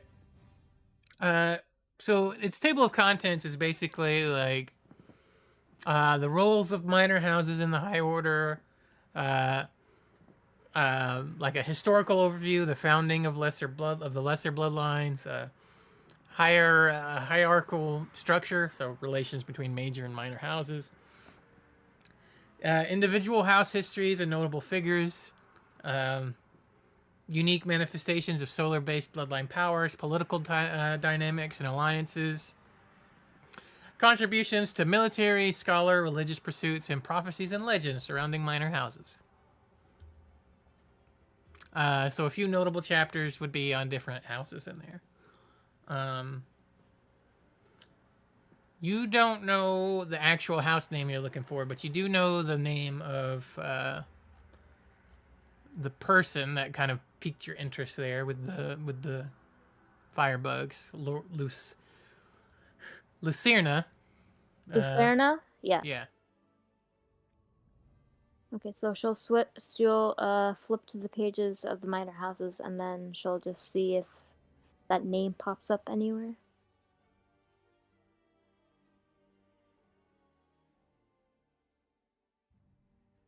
All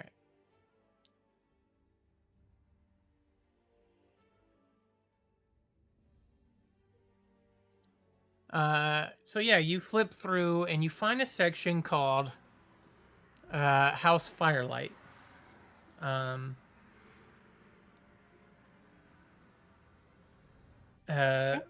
Commanders of the Radiant is what it is titled. So this section, just to give you like a brief overview, is kind of like she's kind of like the only major person described in this house is Lucerna, Lucerna Firelight. It's a minor house within the High Order of the Golden Sun. It kind of details, the house's unique manifestations of different bloodline powers, controlling the light bugs, and kind of how it's influenced the role and status within the order. It also has like the origin of the house, her story, which you kind of got in the last book, how it kind of how the house kind of used its powers in service to the High Order and stuff like that. So if there's anything specific that you want me to delve deeper into, let me know.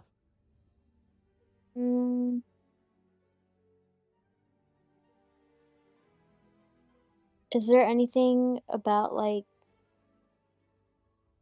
So we know that Lucerna had the power of like having these light bugs, right? Is there anything mentioning that any of her descendants had the same powers as her.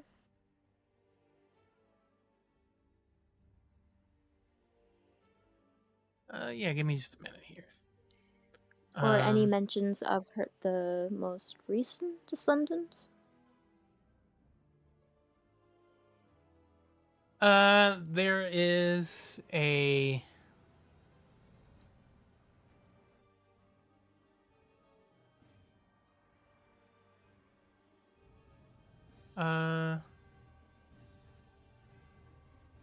You know, Paula, let me get back to you the next time we play with more details on this, because I need to... I'll be honest with you, I'm kind of spitballing right now on this particular section. You know what? It's perfectly fine. I love a cliffhanger. And I don't want to contradict any previous information that I've given out. So no, it's good. It's perfectly fine. Yeah, yeah. So just make a note of what we will find in here. All right, I'll write down what my question was too. So. Yeah. So we'll just say you have the book with you for now. How about that? And then when we get back to that, I wanna build it out more and give you a better, more thorough answer than what I'm able to give right at this moment. All right. That's fine. She's gonna take the book back to the table. She's gonna put the book in her like satchel, whatever, and then she's gonna pull out her week of homework notes and start working on that.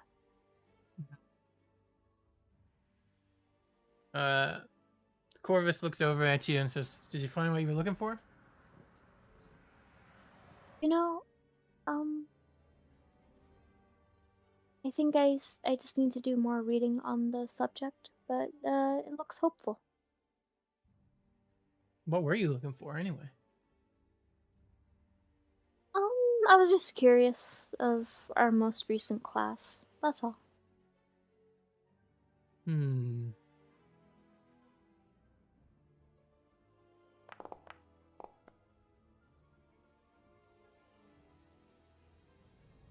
looks at you a moment and then just says, "Okay." He kind of goes back to the book he was looking at. All right. Everybody is kind of doing their own thing now. Eventually, it starts getting pretty late. So, is there any last minute you guys want to do? Any last minute things that you guys want to do before we call the end to the session? Because it is getting... We've been playing for quite a bit, and I need to build out a few more things here. So, anything else for you guys? Once we are back, I guess this is the end for the day thing, or do we start there again? Because if it's the end of the day, he wants to meditate, like on the bloodline power. Basically, the task the teacher gave us earlier. Kind of thing. Yes. I see. Yeah. Technically, you've already done it for today, Okasis, during class. You would do it again. You want to do it again? Okay. Well, sure, you can do that. So you just kind of take some time, and are you gonna do it here in the library, or just kind of in the? I'm just probably in bed, or if there's a quiet place or nearby, I'll be there. Yeah, absolutely. Yeah, sure. Give me a. You just want to meditate on it, and kind of feel your connection to it. Yeah, just just roll praying bloodline. it. Yeah, just roll bloodline straight up. What? 20. Oof. Okay. Hey. For the good Okasis. meditation. Okasis, you strengthen your bloodline power. I'm gonna give you a bloodline boost. To your ability attribute. I bumped you up. Right. I'll take that. Yeah, I mean you've rolled Having the lowest roll earlier. Yeah. well, you also rolled a natural 20 at one point again earlier when you were connecting to it, so it just makes sense for you to connect with it just a little bit more. You feel this growing connection as your power kind of grows in the bloodline.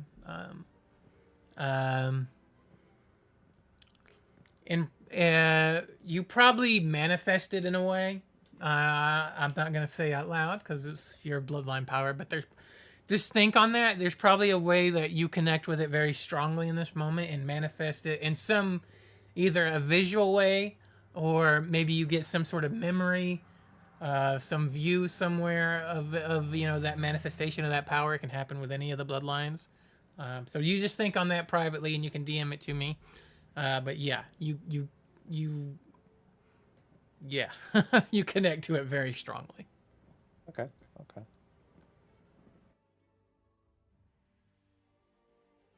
All right. Anything else, anybody, before we end for the evening? No. I mean, we were en route to Yeah, you're able to the get snacks great, and stuff. so like there's no way for us to there's nothing to do in between these things. So Okay. Eventually you find yourselves back in the dorm room. You all kind of get back together.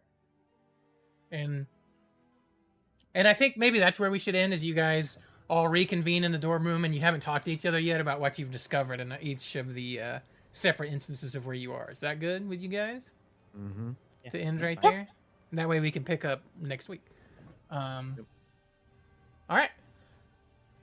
Well, with that, we are going to Kagu roll a Constitution check for me. Constitution. right. I got it myself. Well, you don't. Kagu, you feel a strong pull on you, and you just feel it kind of pointing you toward the Whispering Woods nearby. Okay. And that's where we're going to end tonight's session, as you kind of turn to look out the window toward the wilds that await you.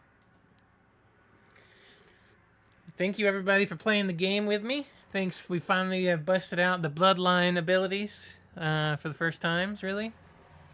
They've kind of been used a smidgen here in the past, but Discreetly. here and there. But yeah, in ways that you guys may or may not know about. But yeah, let's. So thank you to everybody for joining us. Aaron, thank you for. I know you had to do a lot of traveling and running around for your kids, but thank you for playing and making that possible. And everybody, thank you guys for just being here. Thank you for. Oh my god, dude! All right, let's get into like the after we play details.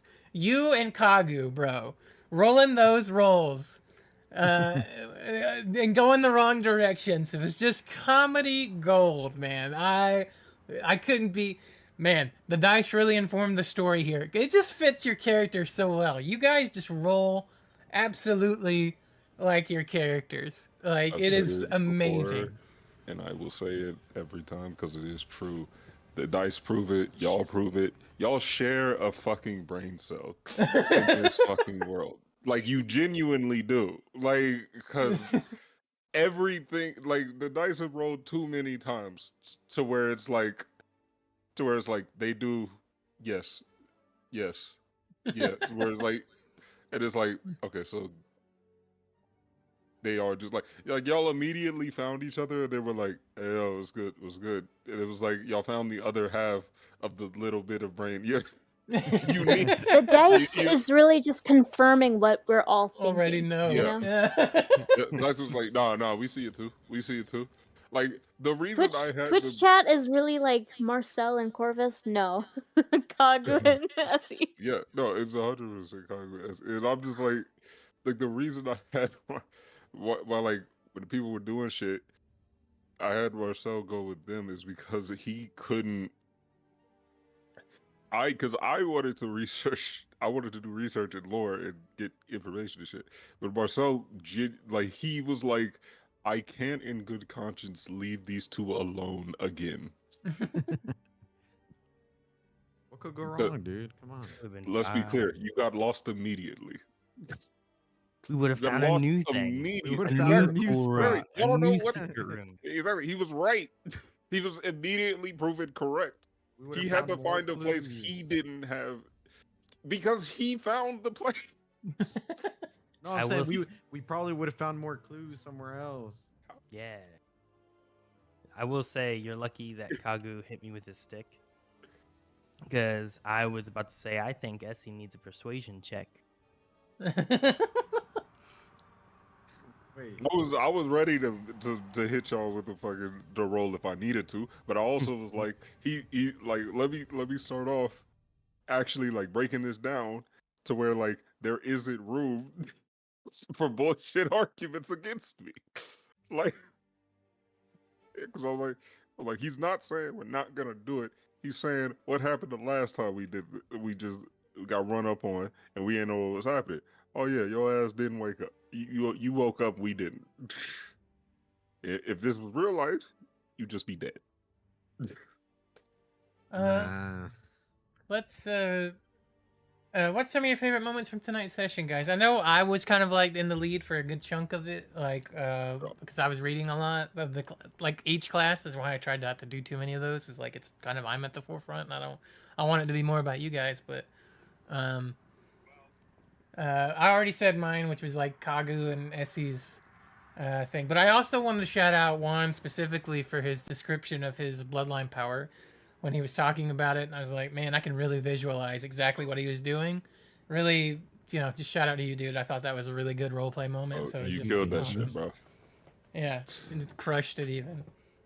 So what about you guys? Anything else here for you that you liked or would like to see more of, or all that? Yeah, I bro. like what I like is whenever certain things are going on, we kind of like, for example, say I swing at Essie, right? Mm-hmm. And Marcel wants to block it, and we go down in the order as in, hey, I swing this way, and then Marcel's like, I'll try to like block it this way, and then if the roll fails, then we kind of like play it out. Mm-hmm. You know what I mean? Kind of Collaborative like going, storytelling, brother. In a sequence, yeah, going like in a sequence. Like I do this way, you do this way, and that's what I kind of like stuff like that. Yeah. You just break it. It's like in real life, right? If somebody threw a punch at Juan in real life and I tried to block that punch, right? The sequence of events would play out that way. Either I'm going to successfully block this punch, I'm going to get punched myself, or I'm not going to do very well and Juan's going to get punched, right? It's all the same thing in the game. It's just we're doing in the order of the events that would happen and using our stats to determine the outcome, right? Just collaborative storytelling and our dice rolls and a little bit of luck, just like real life. Real life is just rolling dice you don't see. Yeah, basically. But yeah, I mean, I also like when that stuff happens where it's like, well, we gotta figure out exactly how it happens, and it's really not anybody's fault if the dice go this way or that way. It's the dice, right? So it's cool.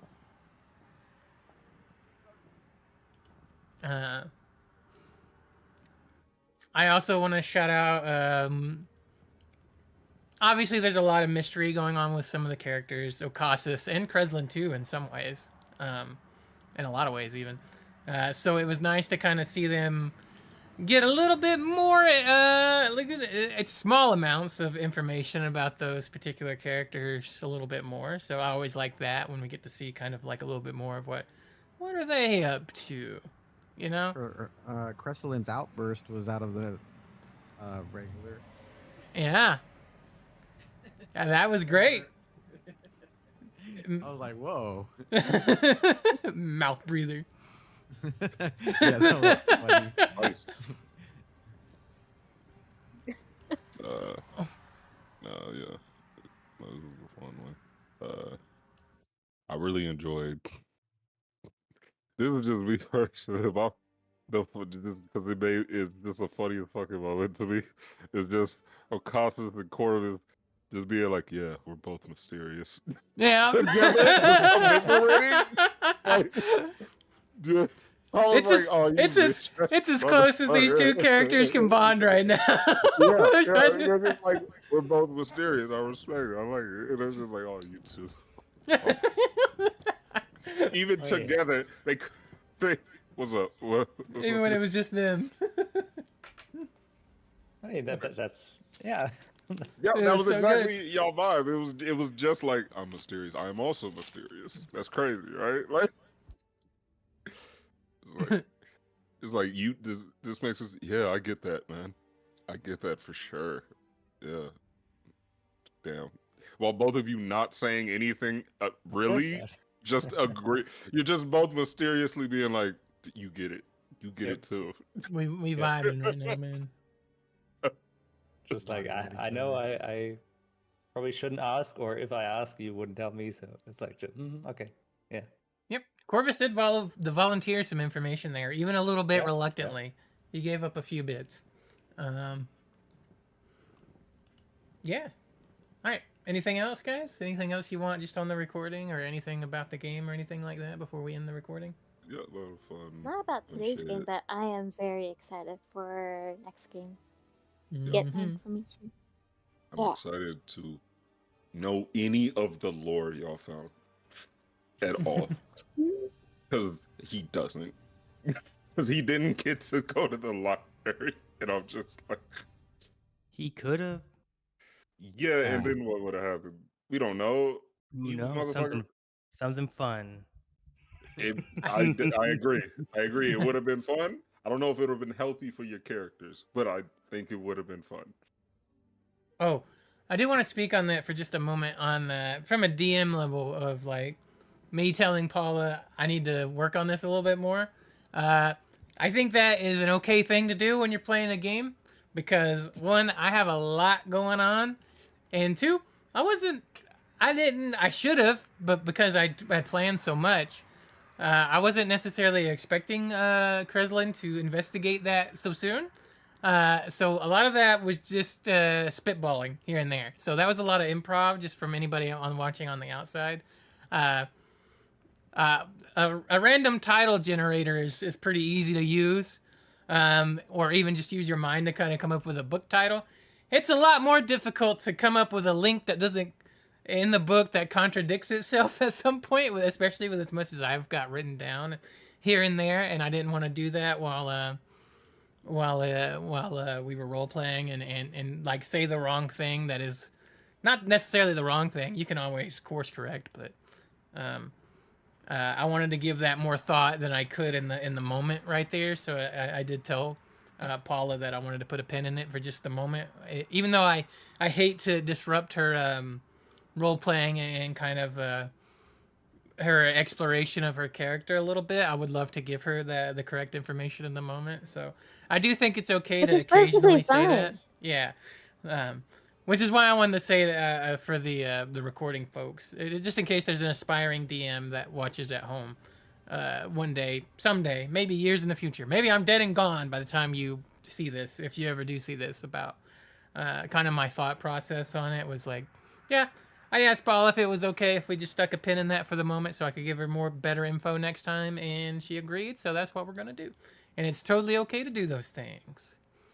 And as a player, I feel like it just adds more like emphasis on like the whole cliffhanger aspect of it. Like I'm just like I'm waiting for like anything that you will give me. So if I have to wait a week or however long, I'll take it because I know it's going to be that much more greater when I get the information from you. Yeah. Yeah.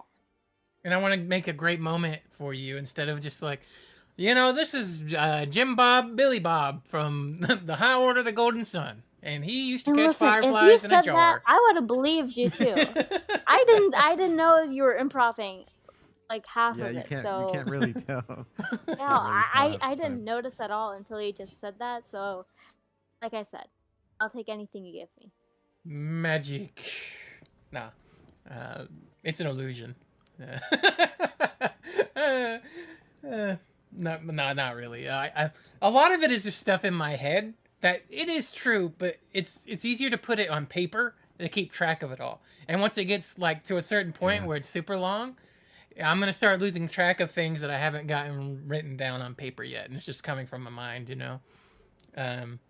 It's like if I said, it was like when we were trying to find Prudence's name earlier, right? I couldn't remember Prudence's name, even though we've established Prudence as like a caretaker in the library until I could find it in the paper.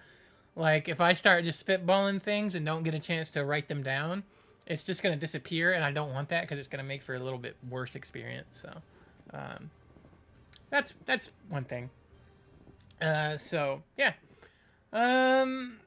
If there's nothing else, guys, we're gonna end the recording. Thank you all for anybody that watched, and thank you to my lovely players for being here and playing with us. And we'll play on the next one. Oh, one last shout out! Shout out to that Kalen funeral at the start, man. That shit. Even as I was reading it, it fucking hit me, and I wrote the shit. You know, like I was like, God damn, am I good at this? Fuck, I'm getting myself. It was good. Also, before we go, like, thanks for DMing, Josh. Oh. Great session as always. Oh man, it's so much fun. Oh, I love it. I love playing. It's the best. I feel like I am doing the best I've ever done at a tabletop game, which isn't the shit on any of my previous games I've run. Just I'm in a place where I'm much more comfortable, and I could do a good job with some of those other things. So, you know, one day I hope Frozen Decimation comes back, and we get to continue that story over there with those players. For anybody that watches this, Frozen Decimation is a game I ran with some other friends. That it's kind of like been on a long-term pause for like a couple of years now, a few years now. That we ran that game for over a year until I eventually just burned out. But I do want to go back to that as well. But maybe we need to talk about DM burnout at some point in the future on this recording. At the end, and maybe just come up with some techniques that kind of help with that. Because I like to give a little bit of advice when we're done with the game as well, on things that happen during the game. I'll tell you right now, I'm not feeling any burnout with this game so far. I'm having a great time. I'm inspired every week and entertained every week. Like, yeah, I'm here to DM, but also I am so entertained by the things that happen during the game. Like, Essie Trot and fucking Kagu is like, oh my god. I don't even know how to describe that combo of two people. It is just such entertainment every week. It's like Scooby-Doo at times. Like they're both walking in the opposite directions, and it's Laurel and Hardy at times, and it's you know, all those the goofy buddy moments from like some of my favorite cartoons, but also like they can throw hands and fight at the same time, so it's great. So I'm immensely entertained every time we play, and the mysteries that involve, you know, Okasis and Kreslin and Marcel's like kind of call to action and his leadership and his moments with Corvus in previous games have been like really great buddy moments. So I am just entertained every week to see where we go to next, and I like just seeing what you guys do next. So I just wanted to say that as we kind of end this recording. So love you guys, and thanks everybody watching. We're gonna end the recording now, and we'll catch you on the next one. Goodbye, everybody. Bye. I